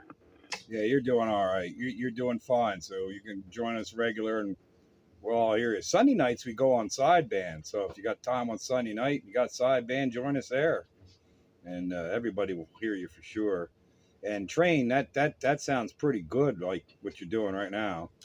Yeah, you know what I did? I turned the volume down to about 10 o'clock. About 10 o'clock. I figured that might have something to do with it. I think that sounds like you would Train approve that. So I don't know if you want to check it out on the video gate or what at 9:30. What minute would that be? 1 hour and 39 minutes on the video gate is where it's at. So yeah, that sounds pretty good. That's Train approved. I appreciate it. Yeah, I had a suspicion that it might have been overdriving going in the front door, so I backed it down. and it's working. I hate the thought of having to go get a D104, man. I think you'd like the sound of that. I know that's the kind of audio you like. Yeah, I think you're right. I don't want it too bright. 10-4? Oh, I think you got what you want. I'm not too bright, am I? You're the loudest, powerfulest thing on the block. Question? On my Snowman Memorial radio transmitter. Got a breaker out there. Well, Breaker, it's your turn. Going once, going twice. Breaker, go. You say something between your keys. I don't know. If you don't take the break when the break's given a couple of times and you do the countdown, you lost your window, and we got to carry on and keep things moving forward. So I'm still waiting for Train to ask me what it is. Oh, all right. Yeah, I didn't get around to that. She came in here with a plate of food for me because, I've been out there working hard. 10-4. All right, so what's everybody running? Y'all know I'm on the Johnson 223 with a Turner Plus 2. I like those radios. The couple that I had, I could never get them working quite right, though. But I like the looks of it and everything. And when they work right, they sound great.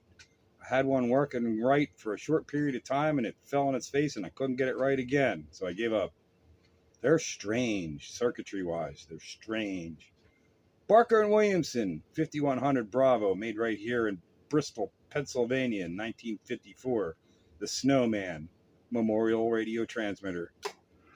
They're smoking, Pete. They're smoking, but you're the loudest thing on the block, man. Yeah, everybody else is normal. Well, when I first got on for the Radio Roundup warm-up session, I asked Wayne, how high can I go on my audio? And that's where I wound up, and that's where I want to be. It sounds fine. Breaker. I'm on the 2547. Break channel. Yeah. And we got another break. Right. Hey, Ray, you said that's from Snowman in Bristol? No, not Snowman in Bristol. The radio was made in Bristol, but it was Snowman's radio before I got it. He was West Pottsgrove. Pottsgrove. Yeah, I know Snowman. I know who he is. I ain't meet him, but I know who he is. Yeah, the blind radio operator. Is that the same Snowman you're thinking of? Possibly, I think so. Because it's been some years since I talked to him. Yep, that's probably the same one. He's passed away, but this was his radio, and I got it. I had to restore it. It wasn't really working right. It was working, but it wasn't working right. And then it set itself on fire. And then I totally stripped it down and rebuilt it.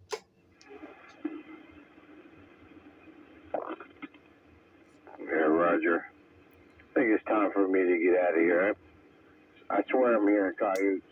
Something over here howling at me. I'm in the woods, and it's like, I hear all kind of noises. I guess they hear you guys talking.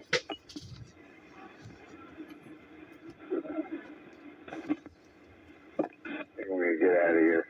Now, what happened to this rain? It went to the north of us. The weatherman keep on lying, man, about this rain thing. Every time he says it's going to rain, I don't believe it. It rained big time earlier, between 7 and 8, but it all went to the north of us. Well, it didn't rain here because we need it. I haven't gotten a drop yet tonight.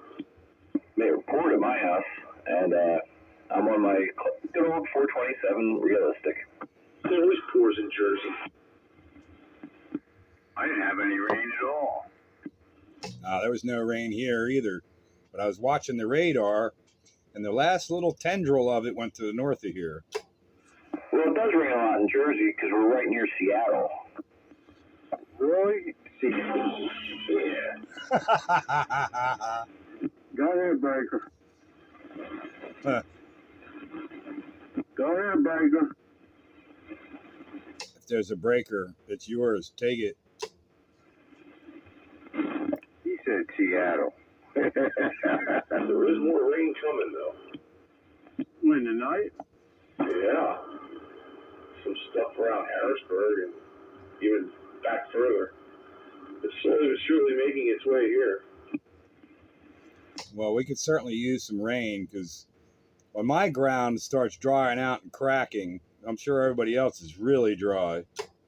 Yeah, I guess that spring has dried up too. There's a landscaper, and he hasn't been cutting because I've been seeing his trailer sitting there. He has two trailers. He has a trailer for cutting and a trailer for doing, all the other stuff. And, yeah, I seen the other one out, but that one's been sitting. Ain't nobody cutting grass right now. It's stopped growing. It's turning brown. Not mine yet. Mine turns brown. All y'all's grass is dead. So then we don't talk about it. It's brown, but it still needs some watering now. I see it brown in areas, certain grass. I got brown areas too. And then I have areas where I planted grass. So I'm out there spraying it. I mean, with the sprinkler, man, trying to keep it alive, and I'm losing seed. Mine's all crunchy when I walk on it. All right, 313, anybody got a copy? Yeah, we all got a copy. Come on. Ooh, it's starting to rain. Yep, a little bit up there. Praise the Lord for that. We need it. Hang 4. It's big old fat rain too. How you guys all doing tonight? I'm doing good over here in the volcano crater, especially if we get a little bit of rain. Roger that. Good evening. Is that Mr. Fix-It? Yeah, it's all Freebird out here. My apologies for a moment there. I thought you were Mr. Fix-It. Good evening. Joker's waving high. Yep, you're right, one way or another. Yep. Mr. Fix-It calls all the time. Fix me, fix me, fix me. You know how it goes. Good old life. There you go. Oh, I got a tiny little rain cell going through my area. It ain't gonna last long. I had enough of sweating. Time to hit the shower again. Guys, have a good night. I'm out. Hey, 1-3 traffic, I'm stepping on it, yeah. All right, 433. 7-3, good night there, 433. I think there's another long distance breaker out there. Sam Cam? Who's that? That's me, Spam Can, saying hello to y'all. Oh, Spam Can. Hello, Spam Can. Welcome to the roundup. Spitfire, 441. Spam Cam and Bam Lamb? Or is that Black Betty Bam Lamb? Same thing. How you guys all doing? Well, unlike most, I'm freezing to death. It's 54 degrees in my radio room. Oh, that sounds just terrible. Attaboy. That's how my studio gets, because the thermostat's upstairs, so I got out in my studio in the basement, and it's freezing. Yeah, that's where I'm at. Cinder block basement, well underground. It's 54 degrees. I'm freezing to death. These 6146s are help bringing the temperature up a little bit, though. You got a good. What's your 20 there, Spam Can? Spam Can. Bite Buster wants to know your 20. No, I heard him. I'm still in the same spot I was in up here on top of Mackenzie Mountain. Oh, dude, you're like down the street from me. Yeah, I think we have. I think we've actually said that once or twice before, if I'm not incorrect. No, you're correct. It's just that I have another name that I have to add to a long list of names from the radio. Yeah, and I didn't catch your handle. What is it there? It is Bite Buster. Yeah, I thought I recognized the voice. We talked one night on GMRS too. Roger. Okay. I gotta get that GMRS back up and running. What'd you do, mess it up? No, this room is a complete disaster. I'm trying to clean it up, and I disconnected the radio, and it's sitting here on the bed behind me. I just have to hook it up. Oh, at least it works. You know it works if you need to use it. Yeah, like I said, I always have these big plans to reorganize and clean this room, and it's getting worse and worse by the day. Yep, I put shelves in my room, and now they're all filled.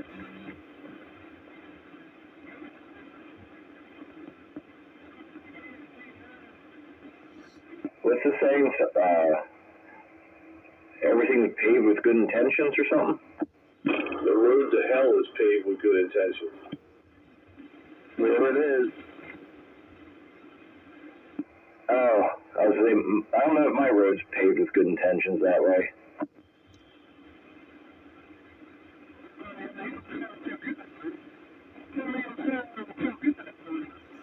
Doesn't matter how much space you have, you will fill it up eventually. No, that's 100% true. Half of my house underneath the basement, half split right in the middle, is my studio, and that's all finished and nice. And the other half was nice and big and empty and storage, and now it's big and full of junk. Well, not junk, but it's full. I have fully 1/3 of the basement, pretty long ranch house, fully 1/3 of the basement. My room is full.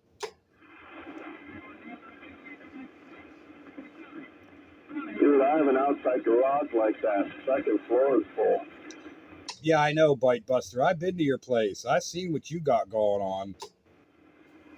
Yeah, it's a big mess of stuff. Yeah, you had to put up a whole nother building and filled it up with stuff. Yeah, I got 2 more in the back. So it doesn't matter how much space you have, you will fill it. You think, man, I got all this room, but eventually you need more room. There's no such thing as enough room, especially if you're into any kind of hobby. That's right. You couldn't have put it any better, Joker. My garage is full of hobby stuff. My basement is full of hobby stuff. My shed, full of hobby stuff. The problem is when you get into multiple hobbies, and then when you get into hobbies that are big hobbies, like automobiles, they take up a lot of real estate. Well, you would think that radios don't take up a lot of real estate, but when it's one of your primary hobbies, guess what happens? It takes up a lot of real estate. Yeah. But then I have a hobby that supports all my other hobbies. That's my machine shop. So, Bagger, what you run tonight, man? I wanted to know. All right, let's hear a little bit about that machine. Sam Bagger, where'd you go? Sam Bagger stepped away. Yeah, hang on. Spam Can was asking me something. What's that, Spam Can? Be hearing a little bit about them machines you run. I got a little machine shop myself over here. Nothing really to speak of. But what all kind of stuff you got floating around? Oh, mine's probably like yours, man. Ain't nothing fancy, but it takes care of everything that I need to deal with. I got Harbor Freight stuff, the Harbor Freight mini mill and the Harbor Freight 12-inch mini lathe. Cool. Take it. And I got all kinds, all the tooling to go with it. All the end mills of different sizes, and I even got a rotary table for the mill, and all different attachments, and I even got everything I need for the lathe, everything I need for the mill, for all the stuff that I do. Mostly making my own parts to make homemade radio junk and take care of my antique motorcycles. Yeah, that's what's up. Them little lathes are perfect for doing shit like wheel spacers and stuff. Yep, and I even done some gunsmithing using that mill on that lathe. It saved me on some gunsmithing junk. That's what's up. So yeah, do I want a bigger lathe? Yeah. Am I able to get by with the mini lathe? Yep. Cool. I think that.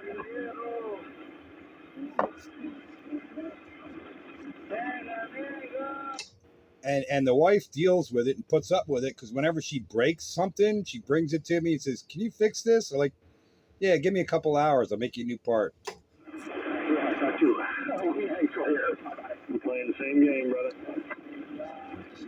Yeah, that's nice to know, man. We'll have to exchange some notes there at some point, you know. But yeah, machining is a nice little hobby.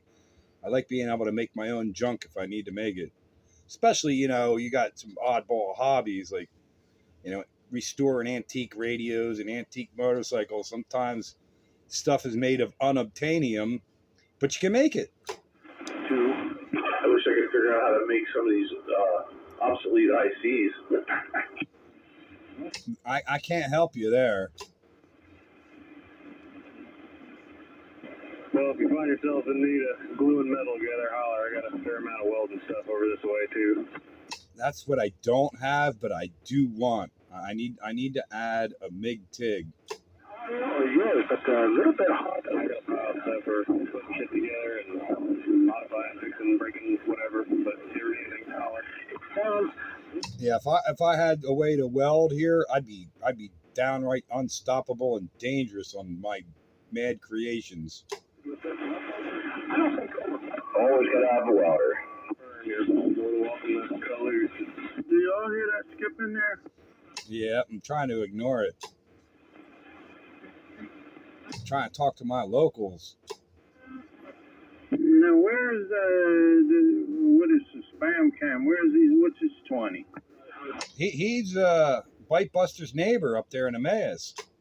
Yeah, I heard them talking to each other like they were nearby. That's a little bit north of Jersey for me. I kind of think Emmaus might be closer to Jersey than Joker. That's quite almost New York. And Thanks for the test. That's like the Adirondacks. Yeah, that's practically, you know, the Catskill Mountains. Practically the Catskill Mountains. I'm running Midland 13885 on a +3. AM4, yeah. Did you let the Watergate know? Oh, if I didn't, I just did. Yeah, because you know, there come a night when you're sitting back listening to those things, you'd be like, I wonder what radio was I on? You're absolutely right. That's why I usually make a habit of stating what I'm running, so I know in the future when I go, oh, what was I running on that night? I don't remember. I did have a microphone wire for my 877 Midland. I think it's 877. Does that sound right? 877? Yeah, does that sound right? It could be. If not, then it's got something to do with 7s and 8s. Is that little bass that you got from... It's not tubes, though. It's like that real old solid state one, right? Yeah, I had wanted to put it on tonight, you know, and give it a shot, see what it do. Yeah. Yeah, let me do that since we got this one set, and I realize now that I have to run the modulation at about 10 o'clock to keep it from over driving the circuit. Question, Train. A bit more high-end in there, you'd be better. But, yeah, it'll stay cleaner that way. You won't get poofy. I'll be honest with you, I do like that smooth, muddled sound. That's what I was attracted to when the people said they were running Johnsons. Yeah, so, yeah. All right, so let me do the 878 or whatever that is and see how that sounds. 10-4. Question. Go ahead. Can you access my gates? You know how to do that now? Say that again, Pete. You know how to access and view my video gates at this point in time? Well, I don't know no back doors or know how to go for specific ones, but I've listened to them on the job there. 10-4.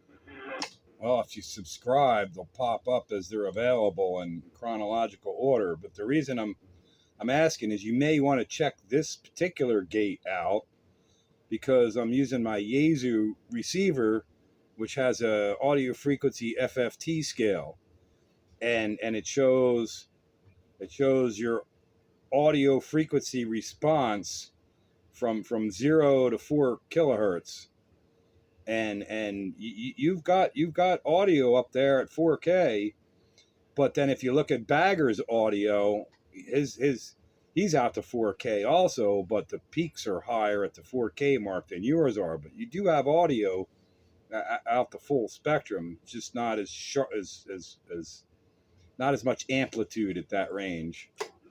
Yeah, I understand that. Yeah, that's good. So it is within the range, just not a lot of sharp edges.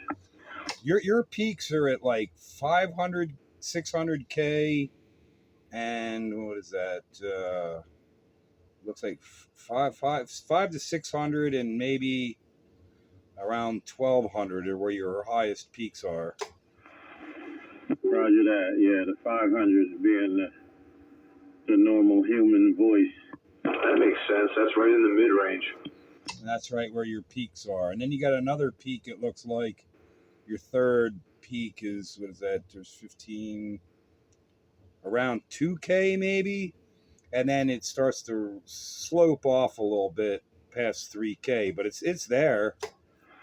Roger that, yeah. Well, I think some of it has something to do with the age of the radio, too. A few little components probably kind of dulled out. I was wondering whether I should have maybe replaced a couple of the audio tubes. It's been a long time since I've run this one. Actually, the more I'm looking at your audio, I'm watching it closer now, and you've got some bottom end on that thing, and that's your highest peak. Is I'm watching it. It looks like around 2, 3, 4, 500K is where your biggest peak is, and then the next two or your next highest are like 12 and maybe 1600 or so, and then it slopes off. But you still got audio all the way out to 4K. Roger that on the bottom end. Yeah, I think that's nature because when I was young, I noticed that the Johnsons were a little bit more bassy than the Johnsons and the Trams had more bass. The guys in the neighborhood with the Johnsons and the Trams, they sound smoother to me. That's the reason why I bought the Johnson. Well, it's right where you want to be. I know that's where you want to be. So if you could check out this particular video gate and watch the audio frequency scale, it might give you some additional enjoyment, and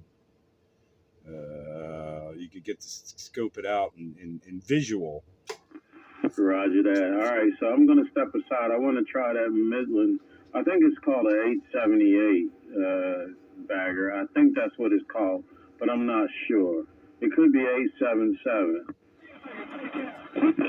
Okay. All right, so train is on the side. We're switching radios. Breaker. Let that break go. Yeah, the Skippy on the new to me radio right out of the... Hey, Breaker 13. Hang on. The mailbox. Hang on, Breaker. Go ahead, Skippy. What did you get? An eBay special? I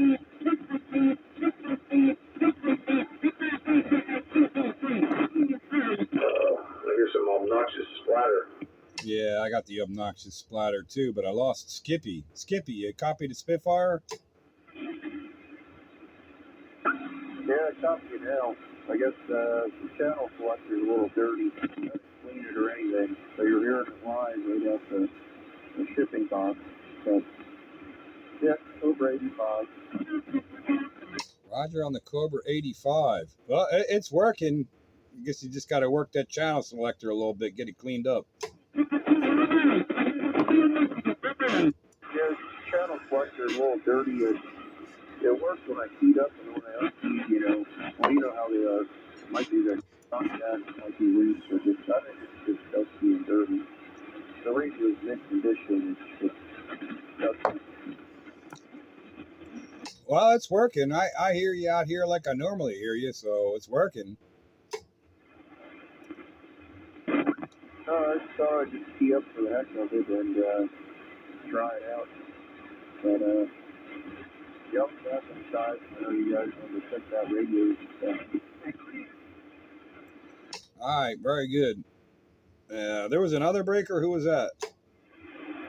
245 Meatball Bandit here. How you guys doing? Top of the evening, Meatball Bandit. Welcome to the roundup. Oh, we're all doing good on Classic Radio Wednesday. Yes, sir. Yeah, I was listening to you guys for like a little bit, but yeah, this time I actually have a classic radio one. Well, don't leave us hanging. What is it? Yeah, it's a well, you might not consider it a classic radio, but it's a '96 Cobra 29 LTD. Nah, that's not a classic. You said it's not?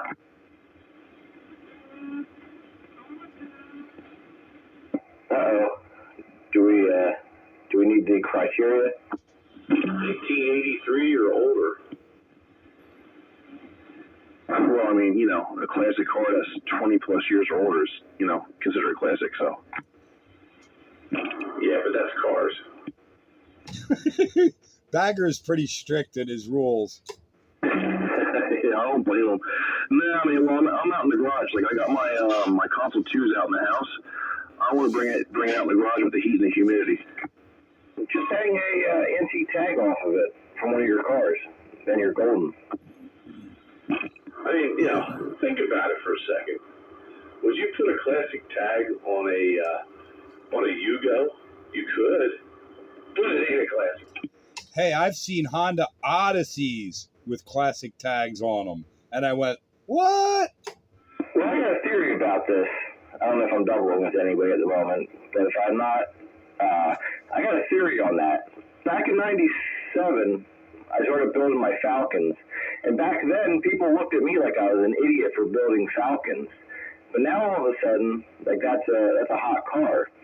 So when people say like, oh, you'll never consider that a classic, you know, people are building cars now that nobody ever wanted, that nobody ever thought would be a classic or an antique or any kind of collectible.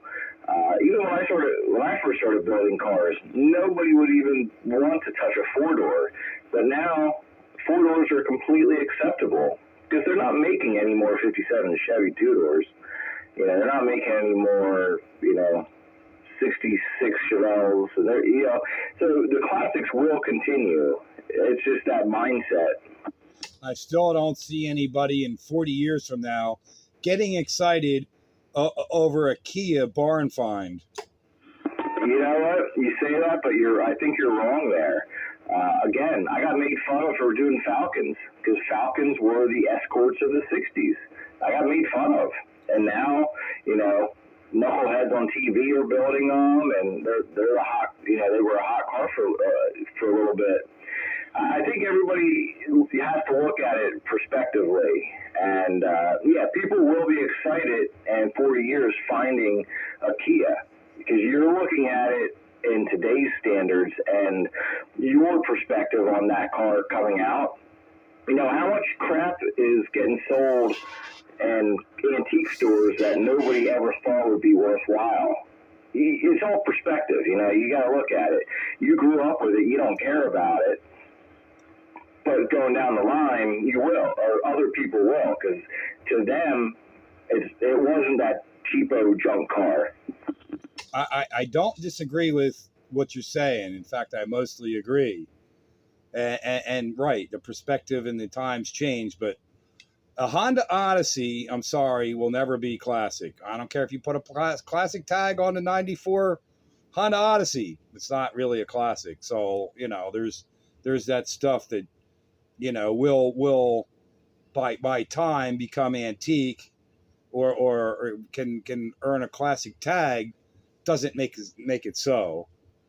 However, I don't, I don't count a Ford Falcon in the same category as a Kia Rio in 40 years. I just don't see anybody getting excited. Yeah, but almost 30 years ago when I started doing it, they did. Because it was only 30 years old at that time. Well, I always did think that the Falcon was a nice car. Yeah, that's right. I think it has to be nice from the very, very beginning.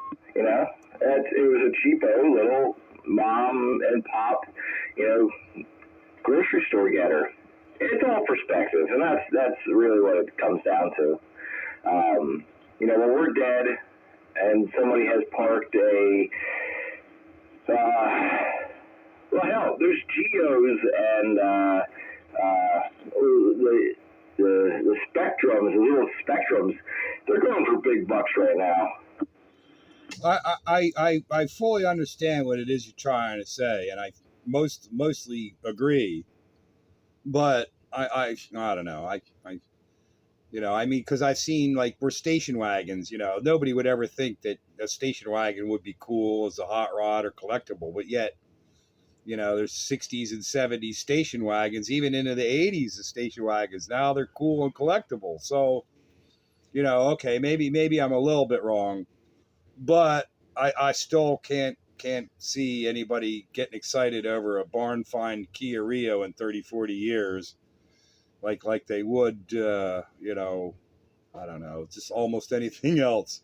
But again, I laughed when I saw a Honda Odyssey with a classic tag on it. I had to laugh. Oh, it hurts. Seeing some of these cars, I got antique tags on the vehicle I bought 2 years old. So it's very weird in that perspective. But look at the Malibu station wagons. It's a Malibu station wagon, 4-door. That's what, you bought your Aunt Gerda to go get groceries in. But those are super hot cars. They're going for big bucks, and people turn them into race cars. My Falcon, it's a wagon. It's a 2-door, but that's not restored, but restored, it's a high dollar car. I mean, I think we're walking in circles here at this moment, but it's all perspective. I've sold stuff on eBay that were, things that people threw away that when, people bought that weren't even born when it happened, and they were excited to have it because it was like an allure or history of it. No, I get it. I get it, and I agree with what you're saying. But getting older, like we all are, it still kind of blows my mind that anything 1999 or older now can qualify for an antique tag. And I'm like, I remember stuff from the 80s and 90s new, and back in the 70s I was buying crap from the 60s because that's all I could afford, and now that's all hotly collectible. It's just still hard to wrap my head around some of that. Oh, guys, listen for a second. Well, y'all kind of knocked that breaker out of there completely, the one with the radio that didn't quite qualify. I apologize. I'll stand back. I got on a rant there. I'll apologize and let that breaker back in. Sorry about that. Hey, wasn't that the Meatball Bandit with his Cobra 29? I don't know. I if it's 25 years, I'm willing to be a little bit liberal if it's 25-year-old radio. Yeah, there was nothing against him or anything. I just got on a rant about the classic stuff. So if you're out there and still listening, I'm sorry. I didn't mean to, and I'll be on the side. No, you guys are good. I enjoyed every minute of that rant. Well, that's really what it's all about. Differences of discussion and views and topics that we get down the road on, and it's all kind of the fun of the classic radio roundup. We're not fighting about it. We're just having a discussion. All right, so that number for the Midland is 13877. Is that what you're on now?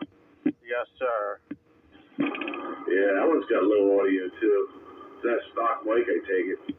Yeah, that was the only thing I could get right now was a stock mic because they got it wired. backwards so that I can't stick my D104s in there. Yeah, well, that sucks. So maybe later on I'll get a D104 wired up. It's the what's the name of that 1/4-inch stereo 10 jack, whatever you call it. What do you call it? 1/4-inch stereo jack. Yeah. Same thing they have on the high gain. Yeah. So, but it's wired backwards, so I can't stick the same one that I stick the high gain with. You know, because Midland had to go reverse it. What, almost like a guitar jack? Yeah. Or a 1/4-inch stereo phono jack. I think that's what the name of it is. Yeah, and usually Midland has the audio on the tip and the PTT on the ring, and I think most of the others are the opposite. Yeah, if I get one of my D104s wired up, the opposite. Who knows? Maybe there is one around here, but it would prefer. Yeah, it could be one D104 around here that's wired backwards. I think it's backwards. I got 4 radios that use the 1/4-inch phono jack, and the multi-LMAC and the sonar are the same, and then my couriers are the same, but I can't interchange the couriers with the others, or vice versa. Yeah, Midland was always trying to do something different. I practically got to eat this microphone, man. Plus, those older radios were, they didn't have a lot of audio power with the stock mic. That's why they got away with not even putting modulation limiters in, because you really couldn't exceed 100% unless you screamed into the microphone. Yeah, you had to eat it. Yeah, so, you got to put a preamp mic on there and crank it all the way up. Well, what kind of audio is it anyway? Just, for reference. Looks pretty good on my AF FFT. Is it bassy, bright, or is it just, low in stock? I think it's stock sounding, but it's got full audio spectrum. And Roger. So, yeah, with a little bit of power. It would be nice if you could stick a little tiny amp inside of a stock mic. Some little tiny amp. With a lithium-ion battery. Or put it in the radio.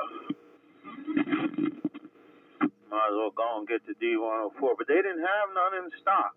Except some butchered up D104 with a switch on the, and a hole drilled in the base. And they still wanted $150 for it probably on eBay. No, I was down at R&R. Oh, okay. I saw somebody looking for $450 on Marketplace. $450 for a Tram Titan 2, but channel 13 and channel 21 crystals are dead. Gee, I wonder why. But I mean, I'm not paying that kind of a premium dollar for a radio that's not fully functional. Sorry. Yeah, they won't even talk on 13. What good is it? Yeah, I mean, I could deal with not having 21, but not channel 13. Forget it. When I bought that General Radio Telephone MC6, I asked the guy to give me channel 13. I asked him what was in there, and the condition of the cell is that you could get me a channel 13 crystal. He popped it in there. It was good to go. Yeah, that's a priority. Yeah, the other channels don't have to work, but channel 13 does. Yeah, because I'm playing classic radio. If I want to be on another channel, that's a different story. I could go to another radio. But if it's an old classic, that baby better have 13. Hopefully we never change channels. No, I don't think we should. One night when the skip was really bad, we did. First time. Yeah, that was an emergency situation. That wasn't permanent, though.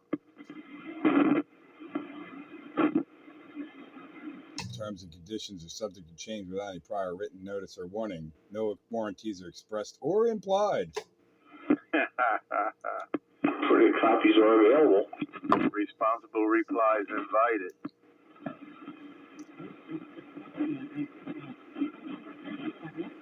It's called a 13877 bagger. It's the one with the 3 lights underneath of the clock. Green, blue, and red. Green is power, blue is transmit, red is modulation. 10-4. Yeah, I looked it up way back when. And to be honest, I thought it was a butt ugly radio, but you know, it is a classic.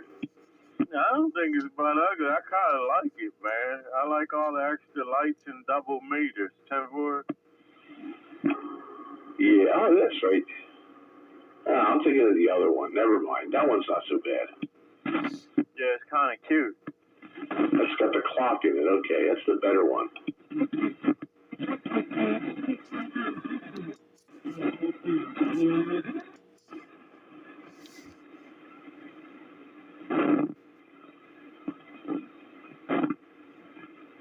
Yeah, this is Spam Can again. Anybody out there hear me?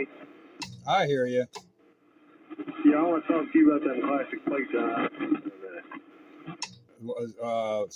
Lightning static took you out. Talk about the classic what? We'll talk about them classic plates on that Odyssey you've seen for a minute. Yeah, all right. You're missing the point on that, man.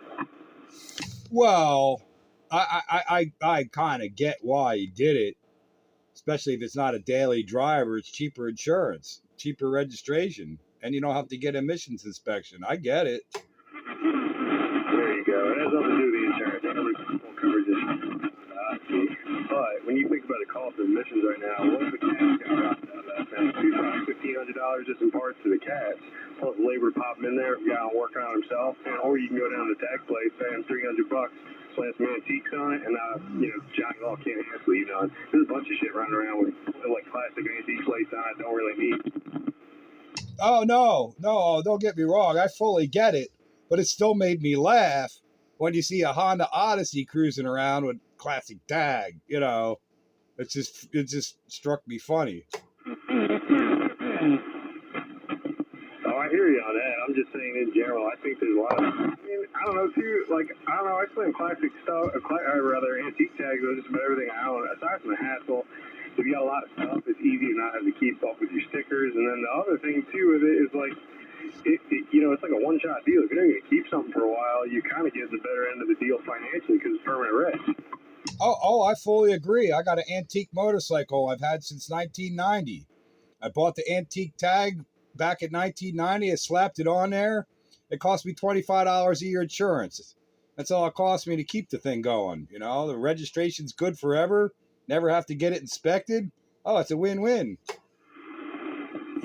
that's all. I just wanted to chime in on that. So maybe the guy's not saying, hey, I got this real classic vehicle. Maybe he's just saying, dude, I don't want to pay $80,000 to keep this hunk of junk on the road. I can write a $300 check to keep it going for another, 12 months or whatever. Oh yeah, I fully get it, and that's probably why I did it. I'm almost certain it's probably why I did it. And given the same circumstance, I'd have done the same thing. Yeah, fair enough. All right, I'm gonna hang out and be back on the side here, read the mail a little bit. I'm still working, clocked in. All right, there, Spam Ken. Good to hear from you. Checking in on the roundup. Keeping things rolling here on Classic Radio Roundup. 27115 on the AM radio dial. Likewise, y'all have a good night. Spitfire. Till the next time on the Classic Radio Roundup. It is getting towards that bewitching hour. Yeah, I was just going to say it's about time for me to pull the plug. So another fine Classic Radio Roundup in the can, and I'll make sure I check the gate out tomorrow when you post it. So 73 to everyone out there, and we'll catch everyone next week. Oh, no. Next week is 4th of July week, so I will be not here. Oh well, so I'll have to do it in 2 weeks. I'll be up in Scranton. Oh, no. Well, I can't guarantee that I'm going to be here, but I'll try and be here. So there may or there may not be a video gate. But there is one for this week uploaded tomorrow morning. Thanks for the fun, y'all. I'm going to get out too. County-wide on this antique flea market radio. 7-3. Thanks for the fun. I think Pete stepped on me. Catch you, Dave. Catch you, Pete. All right, catch you, Dave. Catch you, Pete. Anybody else that's getting off train is still on the track.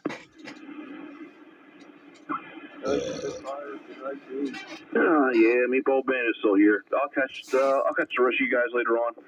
I'm actually gonna roll out because I added a 10-foot extension to my antenna, and I have not grounded the antenna. So with the storm rolling through, I'm gonna disconnect everything. Hey there, Meatball Band. Nice talking to you tonight. And Pete, Bagger, I'll stick in for a little bit yet, but I'll be on the side. Well, Meatball Bandit, I didn't even get a chance to talk to you, but if you're leaving night from the night train. Yeah, all good, man. I mean, hopefully it rolls through fast. I might be back on in a little bit, but yeah, I got to disconnect. I don't know.